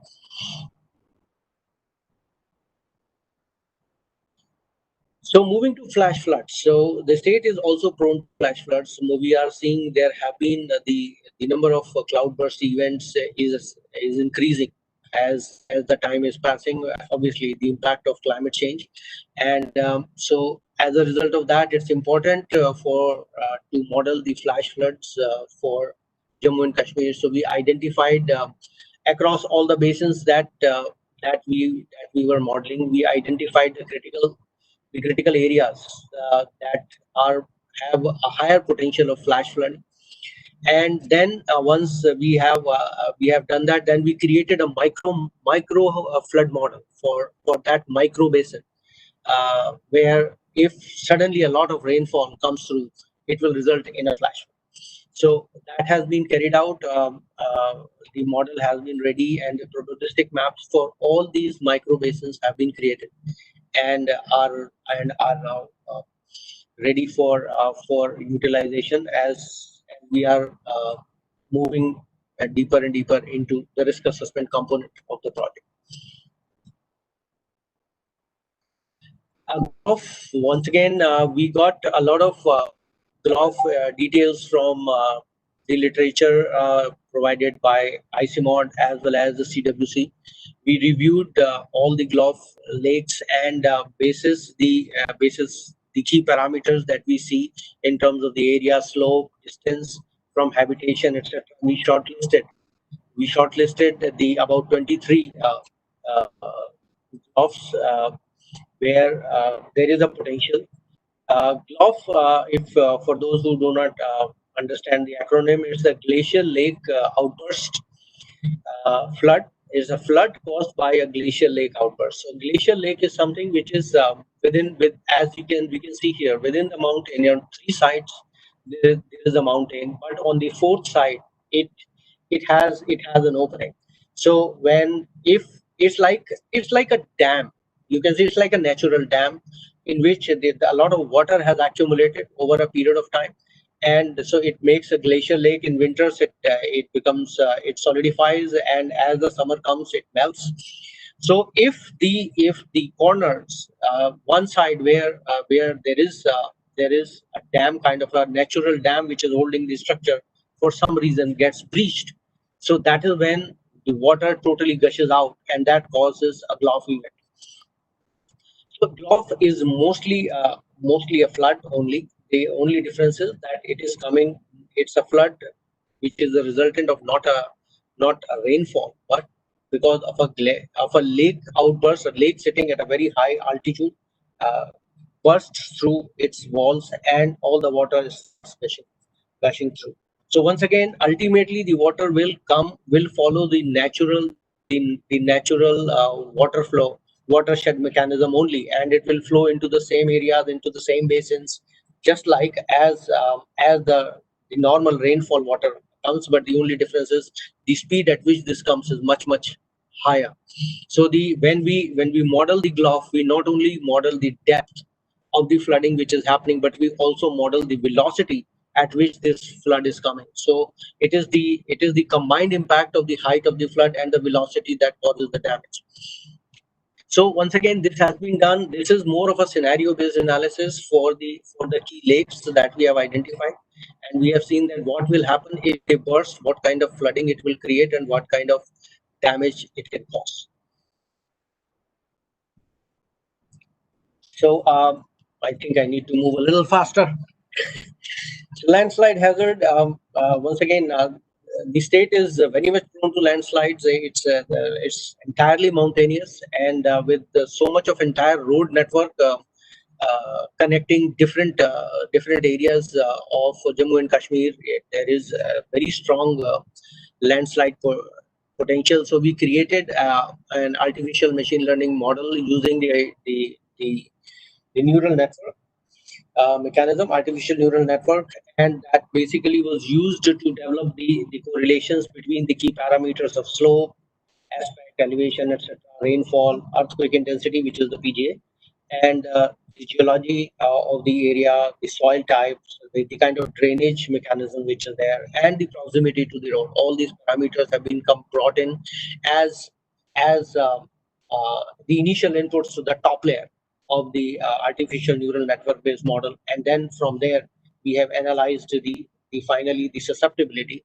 and created those susceptibility maps. So the susceptibility maps have been created for Jammu, Kashmir, as well as Ladakh, all the three areas. Avalanche, once again, has been modeled using a similar approach to landslide. Avalanche is nothing but it's also a kind of land movement, except that it is a lot of snow or ice which is moving, whereas in case of landslide, it's the soil and the rocks that move. So the mechanism is very much similar, and the kind of inputs are very much similar, except for a few like deforestation and the movements or the vibrations produced by machines and explosives, because ice is more sensitive than earth, than land. So slopes are less sensitive to these kind of vibrations, whereas ice is more. So avalanches can happen because of even these kind of vibrations. There is an explosive which could, in certain area, it could cause an avalanche to happen. And then the rest of the applications parameters are more or less same. And then higher temperatures result in the snow starting to melt, and that basically releases the packs of ice, and then the chances of flowing also increase. So once again, a similar approach has been used to create the avalanche susceptibility maps, and based on the severity and the frequency that has been seen, we also use the historical data here. Coming to forest fire, I guess we have had some very interesting discussion earlier, and it was really heartening to know that the FSI is moving towards improving their forest fire forecasting model. So we used the historical forecast of FSI as one of the inputs here. Once again, combined it with the other parameters like road or trail proximity, and then vegetation type, slope and aspect, and wind. Wind plays also a very critical role in case of forest fire. We combined all of those together to create the forest fire index map. Similarly, drought is not such a big phenomena for the region, but it does happen. And then moving forward, the way the climate is changing, there is a potential that its frequency and severity might increase. So we have created a complete return period hazard maps for drought also, which are based on the standard precipitation index and modeling the meteorological drought. Physical vulnerability I had already talked about in the beginning, that it is a measure of how any particular asset will respond to the intensity of any particular hazard. So for different kind of structures, it's different. For humans also, it is different. So what we do is we create these log normal curves that you are seeing here, which basically tells that as the intensity is increasing, the damage keeps on increasing up to a point where then it peaks, and thereafter, even if the hazard intensity is further increased, there is no further damage done. So if it is 100%, then of course, so you can't really damage it further. But for some other kind of structures, the impact goes up to a certain point, and thereafter there is no further impact. It's like they are damaged enough. Beyond that, it's not possible to damage. So those kind of modeling is performed, and this is a very critical input for risk assessment. So we conducted a very a survey of about 20,000 buildings in the entire region, wherein we captured the details of the kind of building, the quality of construction, the behavior of the building, if the residents are aware of in case of any previous events that have happened, and so on and so forth, and use that for creating these curves in addition to some of the other literature that is available. And then we also conducted a social vulnerability survey. In this case, about 40,000 households across the different regions were surveyed, wherein the individual families were interviewed for the social structure of the society, and trying to see how the hazard could impact the social fabric, and thereby the individual within the social fabric. So using that, we have created a social vulnerability index based on all the social indicators that we captured as part of the survey, and this was it. So this all has been captured, has been brought into a single software platform, which is going to be the primary software that will be used for mitigation planning. And this is we call it disaster risk database, DRDB, and all the hazard models are embedded into it. It has the capabilities for doing a lot of what if scenario analysis, against which we can see exactly if I do this kind of an intervention, what kind of an impact, how much reduction in risk I will get, and then basis that we can take decisions whether to go for this approach versus this approach versus this approach, so on and so forth. So this is going to be a primary software that will be utilized by different departments for mitigation planning, and this will be the driver of mainstreaming of disaster risk reduction measures into developmental planning. So this software is primarily focused to that. We are also developing an integrated operational forecasting system, IOFS, integrated operational forecasting system, which is primarily for flash flood, drought, and avalanche. And it is going to provide forecasts for riverine floods as well as flash floods ahead of the time. And depending upon where the event is unfolding, the forecast can happen at 1 to 3 days in advance.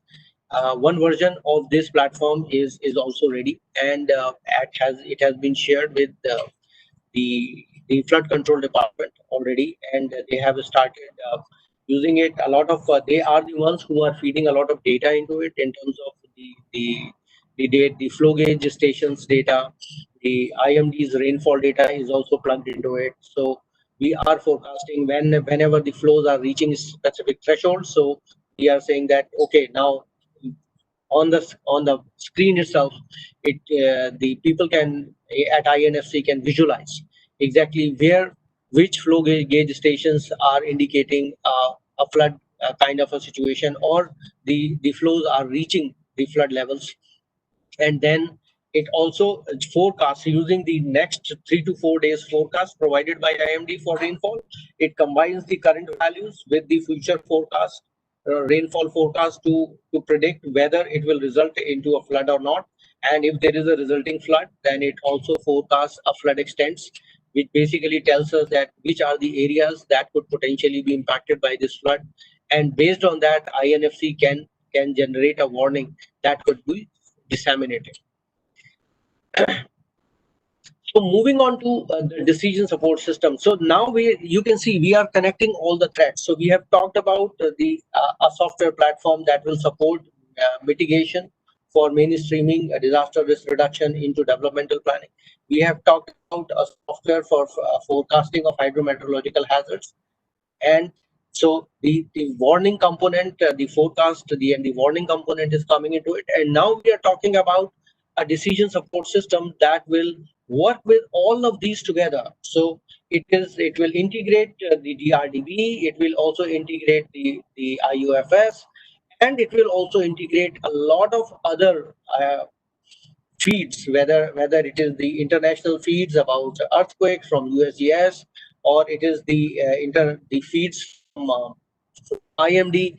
And if SSI is really coming up with a good fire forecasting model, then we would like to see the possibility of connecting their forecast feed also into the same platform. So bringing in all the feeds, so basically giving one-stop shop where the individuals responsible for disaster management can have a look of what's really happening across my entire area of interest, what kind of events are happening, whether they are earthquakes.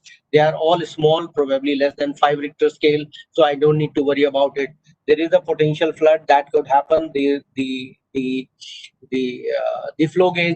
flow values at certain flow gauge stations are becoming higher, so they have been flagged as orange. So there is a potential. And then similarly, there is a forest fire forecasted here. There is an avalanche going to here, so on and so forth. It will try to bring in everything together into one single platform, a single view from where the entire disaster management operation could be managed. Now, it is going to have not only these abilities, but also ability, because during a disaster, a very important critical component is coordination amongst all the agencies, because this is not something which could be managed by one agency on its own. So the disaster management authority cannot really manage this and the event without the help of fire service, police service, health service, and SDRF, NDRF. These are just a few names that come at the top of the mind, but also there are other important, like the mechanical engineering department, which is going to provide the equipment. For example, if there is unfortunately if there is an earthquake, then we need concrete breakers, we need a lot of other equipment to pull the people and trap the people out of it. So a lot of that is going to come from the mechanical engineering. So a lot of agencies combined together in this response, and this solution is going to help them communicate with each other. So that's one of the very, very important components here, is a two-way information flow. And similarly, the frequent updates from the ground. So it is going to provide tools using which information can flow from ground to the top. So what is really happening on ground zero, wherever the event is unfolding. So there are going to be mobile apps provided to the first responders, and and the of different types. That there can be first responders for health, so their app would be different from the first responders who are basically into search and rescue. So they're based on the objective that every individual is fulfilling on the ground. Their mobile apps would be different, and they would be capturing the information, and it will be flowing straight into the system, and from there a quick situation report could be generated at any point of time. Now, in addition to that, it will also have the options for mitigation and preparedness planning for different types of disasters that could unfold, and that's why DRDB is also integrated into it. And there are certain hazards, if they are not covered within DRDB, then this DSS will support some spatial analytics mechanisms to support this activity for those hazards. These are the key hazards that are expected to be covered as part of that. Some of those, as you can see, are the ones that are already being modeled by us. On the left-hand side, you can see all the way up to forest fire, whereas there are certain others that are not modeled here, but they are going to be handled directly into the system. So here, what we see is that the events could be regional, like an earthquake. If it is a regional event, then I think multiple districts could be potentially impacted. If it is, but most of the events are going to be very localized. So what we are envisaging is a nested approach, wherein the district, whatever is happening at the districts will be visible to the divisions, and whatever is the divisions could see could be visualized at the UT level also. So all the different kinds of information that we talked about, whether it is whether the event is going to happen, then if it's a forecast, then the information related to forecast, where are the people who need to be evacuated, how we are going to evacuate them, all that information is like pre-disaster scenario. Then there is an event after the post disaster, where the event has happened. Where are the people on the ground? What kind of an event are we seeing? What kind of population is at risk?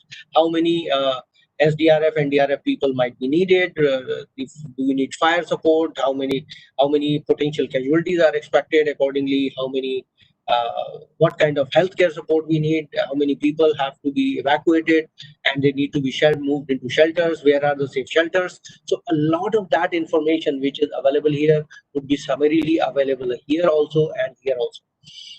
The only difference is that if it is an event which is happening across multiple districts, so the division will see an aggregation, a holistic view of the entire event at the division level. If there are events crossing the divisions, then at the UT level, the complete view of the event could be visualized.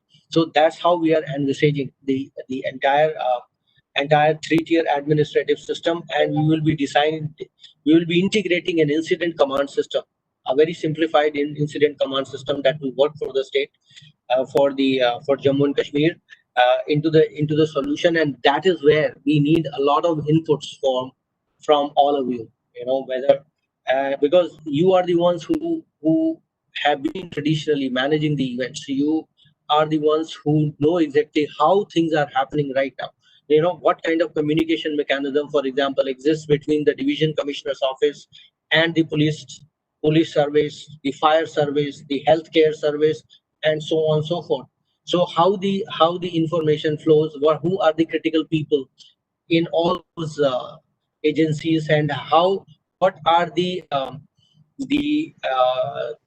triggers that are used for on the basis of which agencies act. So we need to capture all this information, and my team is already there in Srinagar right now, and is going to be reaching out to several of you in the coming weeks for discussing all these things. A lot of your experience is very, very important for the success of this decision support system. Also, we want to make sure that wherever this decision support system sees that there are activities that you are doing, it tries to bring them the way you are doing right now, so that there is no Dr. Johri, please conclude. Thank you. Please, if you can conclude. Sure. So these are some of the capabilities that we are going to be embedding. So multiple types of data are going to be embedded into it. Different types of, as I have already discussed this aspect.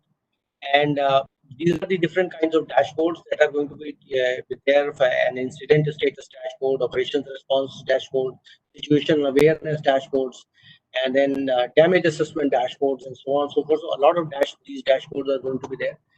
And this is an example of the COVID-19 dashboard that has already been enabled for Jammu and Kashmir, and it's up and running.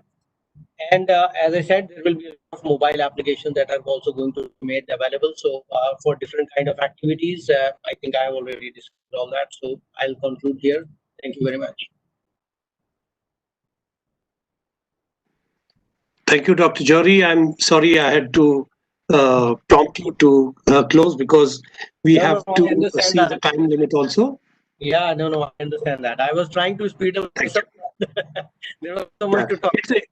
It is a vast topic, but you had tried to do it. Thank you very much, Dr. Jory. You talked about the decision support system, the IOFS, the DRDB, and they are all going to get integrated into the Emergency Operations Center. I'm sorry that you could not talk more about the dashboards and the mobile app, but then I think that is something that probably you will need to have a one-to-one with the nodal officers only, and may not be of concern to all the participants. You talked about the COVID-19 dashboard.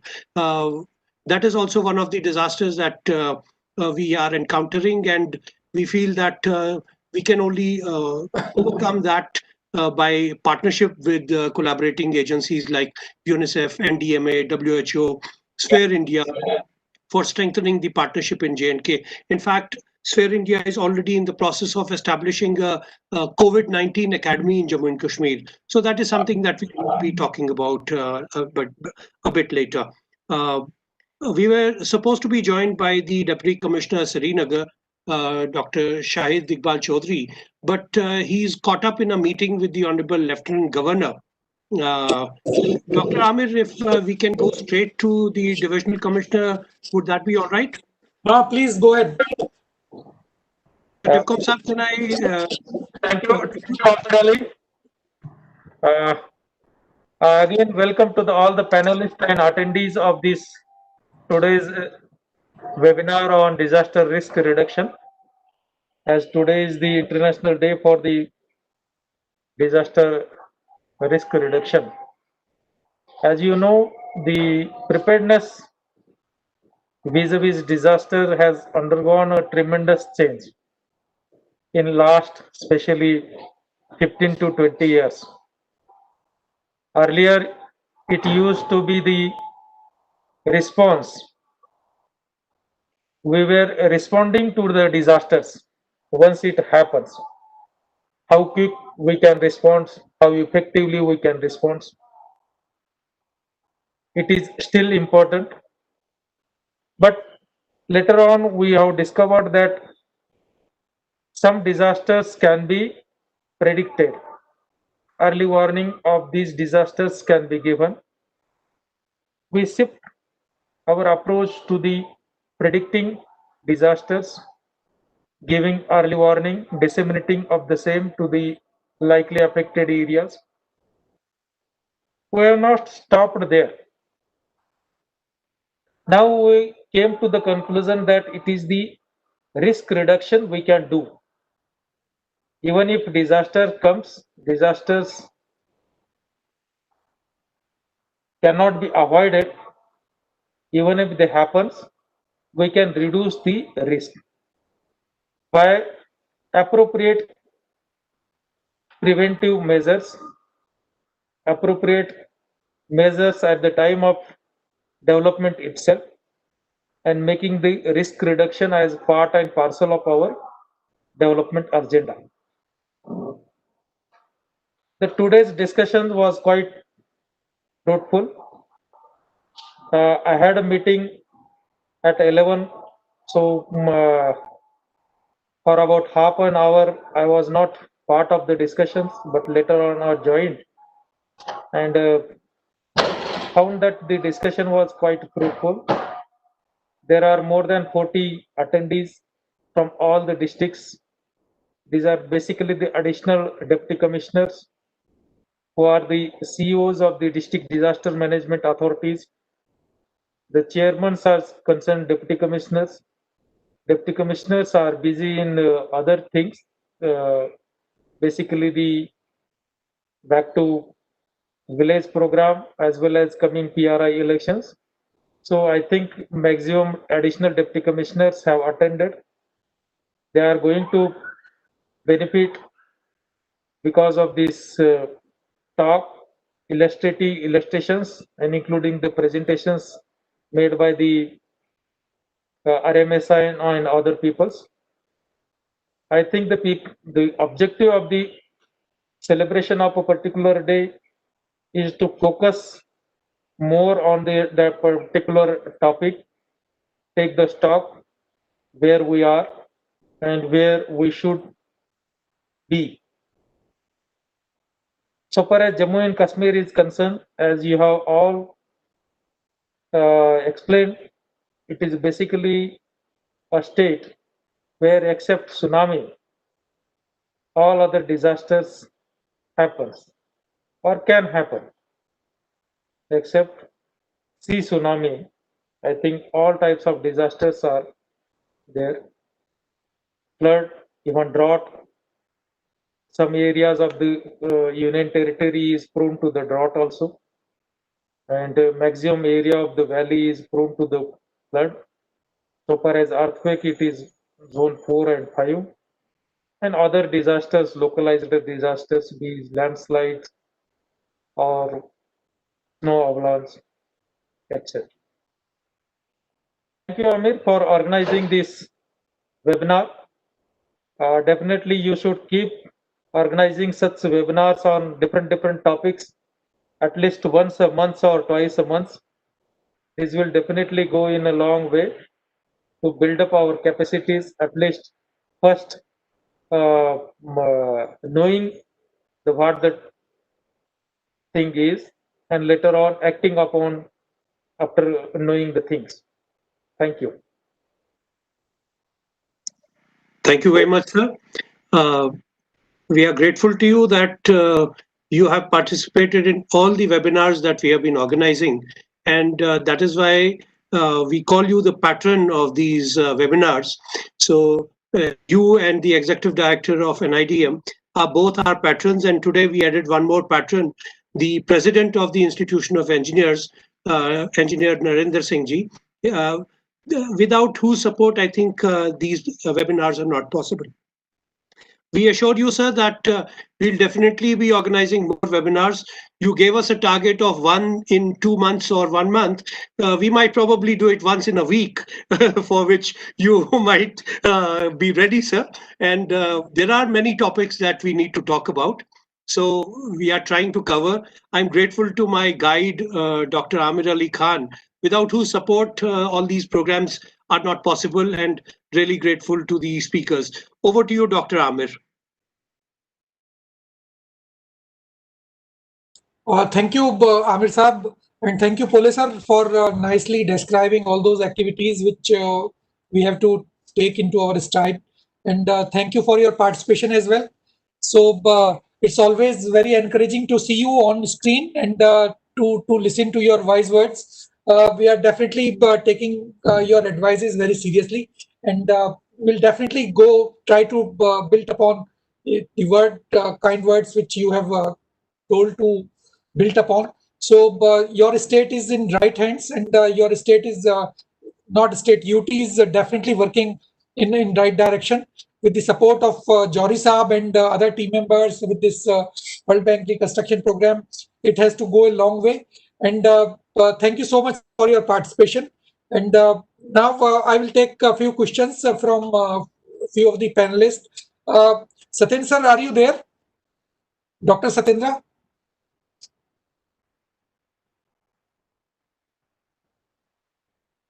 Okay, so let me push to Pushpendra Jory Saab, who is I can see very clearly right now. Jori Saab, thank you so much for nice and wonderful, very elaborated presentation. Except the time, everything was good in your presentation. So time management was not up to the mark, but it's for my benefit, for personal benefit. I understood everything very nicely, but being the organizer of the webinar, that is the very challenging task to manage the time. So I'm sorry to use say these things, but definitely it's a wonderful presentation. Now, the only thing is how far you are from launching the DSS for J&K. This is number one. And how challenging it has been so far for making it DSS for J&K. Because I am having some affinity to J&K working there as well. So I feel I want to listen your challenges and then we can interact more. Okay, so Dr. Satya, yeah. Satyendra sir आपको हमने मौका दिया था, अभी 2 minute रुकिएगा, जौहरी साहब के बाद आपसे क्वेश्चन लेंगे सर. ठीक है, no problem. Okay, so I would say first question first, as to where we are in terms of the implementation of the decision support system. As I said, there are 2 engagements, and decision support system is the second one. So decision support system is right in its infancy right now. We are in the requirements analysis, wherein that's why I said that we are going to be interacting with a lot of people who are involved in disaster management in Jammu and Kashmir.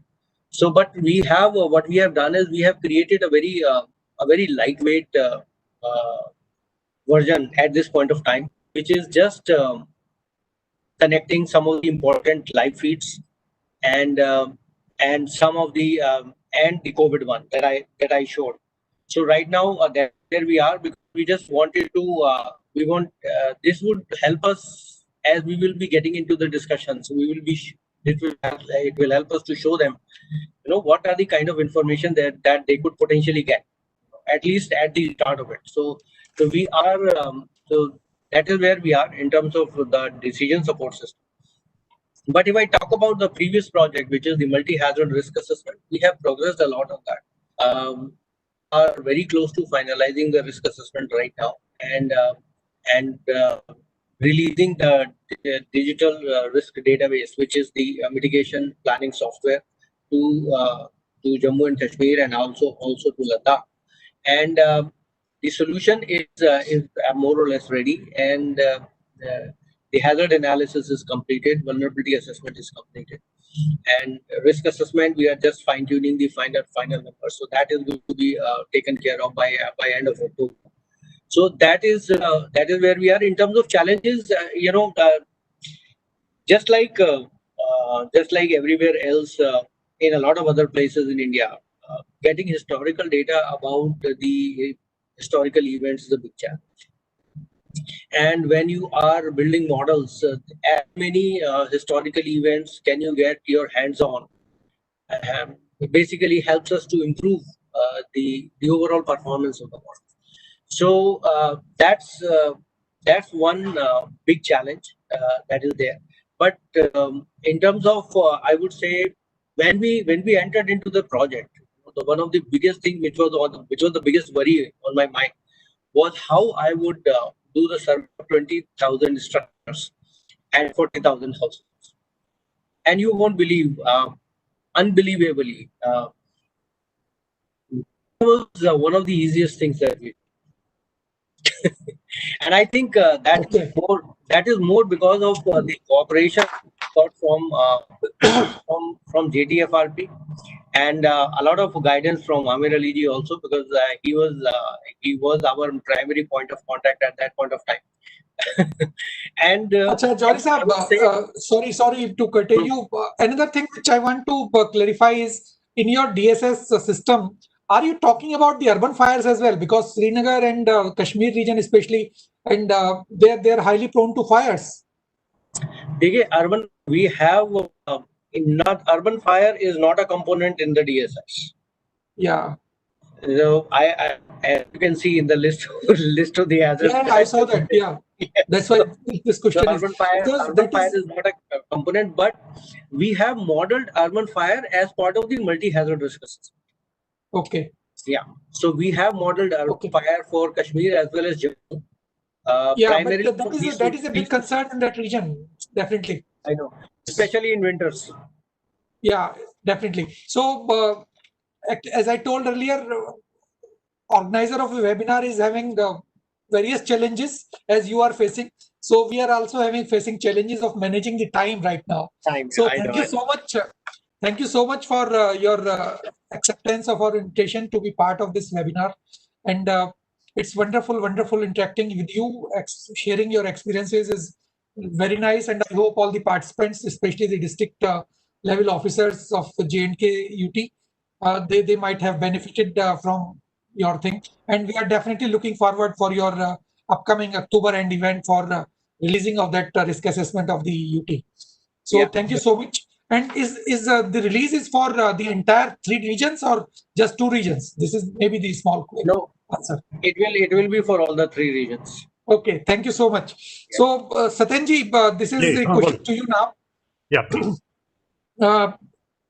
Can you tell us, based on your experiences, how far we have reached in mitigating the impact of disasters at national level? And uh, another question related to that is, what type of development do you suggest for Jammu and Kashmir, considering the fragility of Himalayan territory and difficult terrain and multi-hazard scenario? So some lights on this as well. Over to you, sir. Thank you very much, and thanks a lot for giving me this opportunity. Mitigation, as far as mitigation is concerned at national level, certainly we have achieved a lot of things, and as far as awareness is concerned, people are aware whenever we talk with somebody. So I think in common people also, this awareness is very much there about disaster mitigation, management, response, and preparedness and prevention also. But the thing is that mainstreaming is main problem, because it is becoming due to this what you call post escalations or something like that. We are not able to achieve much in the field of mainstreaming disaster management, particularly when you do some construction work. So we have to see that disaster management is there, that aspect is being taken care in the constructions and manufacturing also, and in our daily things also. So it has to be take it on like a culture. If we can develop a culture of disaster mitigation, and this can come from the education, particularly the education sector. We have to take care a lot, and I will emphasize that particularly in our universities, colleges, and schools, if we have some in each subject, if we can mainstream this disaster management, then certainly it will become a part of our culture, and then people will be taking care of that. Then second question is about this development in fragile zone like Jammu and Kashmir, maybe Jammu and Kashmir, maybe Uttarakhand, maybe Himachal Pradesh, but the problem is almost same. Similar type of problem is there, but we are not against development. Development should be there. Road construction should be there. Like recently we have this tunnel which was inaugurated by our Honorable Prime Minister. So these type of things are very, very needed. But we have to take care into disaster impact assessment modeling also. That is very important, because nowadays we are having environmental impact assessment. But suppose some disaster is there, maybe different type of disasters may be there in Himalayan region. So in these scenarios, how we can prevent disasters? If we cannot prevent disaster is there, what measures should be there? What secondary alternative arrangements should be there? Like in this tunnel, I was seeing that there is some small tunnel also where in emergency people can escape. I think these type of things are very, very much needed. And then secondary, which I mentioned in my presentation, also thoroughly study of geology, forestry, environment, ecology, human system, socio-economic system. All these things are, because it's a very complex phenomenon in fragile zone. So all these studies are to be taken care of while doing some developmental aspects. If we take consideration each and every aspect which is directly or indirectly related to disaster management, certainly we can do mainstreaming disaster management. We can do better development, we can do sustainable development, we can do a development which can long last, we can do a development which will be beneficial for the society, which will be for the sustainable eco-development. Okay? Thank you, sir. You have rightly mentioned that unless we educate and make our society aware about impending hazards, we can't prevent the conversion of those hazards into disasters. Definitely. Yes, sir.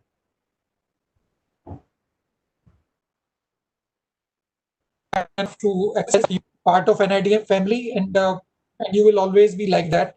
So thank you so much for everything, making this wonderful presentation and satisfying our queries as well. So sir, due to that time shortage, I am not taking up more questions. So let's move to Arjuman Hussain sir. Are you there? Mr. Hussain, are you there?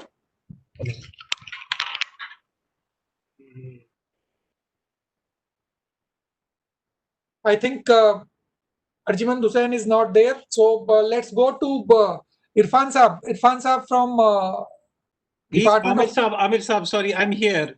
Is there any question for me? Yeah. So not question, but I need your comment on your take on implementation of SFDRR at state or UT level in J&K, and you may like to compare your experiences of your international experiences. In light of that, how far we have implemented SFDRR at UT level, and try to be as brief as possible. Yeah, I haven't really seen any specific document, from Jammu and Kashmir, which would be evaluating our performance vis-a-vis the targets or the objectives given for the states and the union territories. Honestly, I haven't seen any document which will be specifically talking about Jammu and Kashmir's progress so far.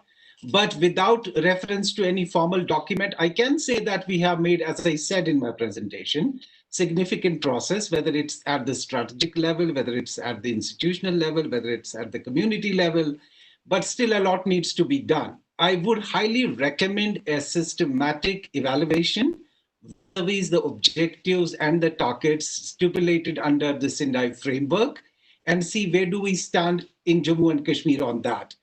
But I'm not really very sure whether we have done that systematic study as of now or evaluation. Okay. So thank you so much for to have a frank opinion about this. So we have to start doing that as well. So this is going to be one of the takeaways from the webinar, that state government or the UT administration has to take it seriously, and implementation. And maybe Amir Saab, are you there? So we can take it up. We can take it up in at least at divisional level or UT administration level, that In fact, implementation of I wanted to SFDRR. react to this, sir. Please. As per the National Disaster Management Guideline, the implementation of the Sendai framework, a program has been started in Jammu and Kashmir. And in fact, Jammu and Kashmir recently appointed 3 consultants also, 1 senior consultant and 2 consultants, who will be responsible for implementation of Sendai framework. And that process has just taken place a few weeks back or a few days back. And I'm sure the new consultants that will be in place, their task will be only to ensure that the Sendai framework is implemented in J&K. Yeah, my personal opinion is also the same. Like a lot of work has already been done, no doubt about that. And we need to showcase our efforts. So when these consultants will bring out those reports, and we can showcase all those efforts at national level, then definitely standing of the UT is going much higher. What Arjun Saab has said. So definitely it's a very positive step taken by UT administration, no doubt about that. And let's look forward for this. And maybe in future we may organize one specific event of that as well. Implementation of SFDRR at level. So yeah, I would recommend that. Yeah, a specific workshop or a webinar on that. Yes. Yeah, definitely we will take it up. And thank you very much to be part of this and accepting our invitation to be part of this webinar on this very special day. So thank you so much. And again, same thing I'm repeating, due to paucity of time, we can't take more questions on this. So maybe the last set of question is to Irfan Saab. I think you are from the Forest Department. Irfan Yeah. sir, are you still there? Yes, I'm with you. Okay, so just two very small questions. Do we have some specific plans to involve the community in forest fire mitigation? Because it is said that it's the community which is doing everything. So they are behind all those activities. So do we have specific plans in the UT administration for countering or mitigating the impact of forest fires in the UT level? Yeah. As our principal chief conservator of forest, J&K, in the morning also, he said that more than 100 forest control rooms are there spread across J&K, and mostly their location is around the forest fringe villages, where they have linkages with the local forest fire, committees. We call them VFCs. They are there, and as our plans, the annual plan of operations, they are being drafted in consultation with the Panchayati Raj institutions, PRIs, the local communities. They are involved in our plan making. So forest fire management is an important part of our plan making, that in turn becomes a part of the community planning. So it is in consultation with the communities that the forest department is making these forest fire management plans. That is one thing there. Then second thing, which I have been continuously emphasizing on different forums, is that our union territory is a hill topography mostly. So forests are the important components of this topography. So any destruction of forests due to forest fires shall be declared as a disaster. And accordingly, our approach to disaster risk reduction due to forest fires, that needs to be reoriented. So my recommendation and my request is that forest fires be declared as disaster. As Mr. Amir Ali Saab mentioned, that forest fires are concerned just the baby of J&K Forest Department, which of course is not the right approach, as we all agree. Every one of us is a stakeholder in forest fire management. So that also needs to be taken care of. Then second point, my last point, which I want to emphasize, is that adequate budgetary allocations under the separate unit of appropriation that needs to be put in place by the deputy commissioners at the district levels, who are the chairman of these district fire committees. So for forest fire management, these funds, they shall be released in advance to the DFO territorial, so that they make the advance preparations rather than looking for the resources in the nick of the time, at the time of the disasters. That I think will also help in mitigation of the risks and the disasters due to the forest fires. Thank you, sir. Thank you, sir. Very rightly said that everything has to be taken to community level, and you are already doing the same thing. So thank you very much for your clarification. And again, we can't take up more questions right now. So because we are already 15-20 minutes late, so we are just going to conclude. Amir sir, you want to add something? I just want to react to what please, said, if possible. I fully agree with what Irfan Saab said. In fact, I also said the same thing. But I believe rather than looking for funding under the SDRF, that is the State Disaster Response Fund, we should look for funding under the State Disaster Mitigation Fund. Because if you are going to look for funds after the fire is taking place, it's not going to be of much use to us. I think we need to prevent forest fires, and for that, a National Disaster Mitigation Fund is already in place, and the funding is going to be given to the states also. And I think that's where Irfan Saab, you and Farooq Saab and Gera Saab needs to push it. We will also push it through, and hopefully it will be done. Thank you. Thank you so much. Thank you, Amir sir, for clarification. And you rightly mentioned that for mitigation, we have to use that mitigation opportunity which is available within the state-related laws and everything. So it's good intervention, Amir sir. So in addition to that, you have to make some other comments. Amir sir. Yes, I would definitely like to make some more comments. That is that. Yes, please.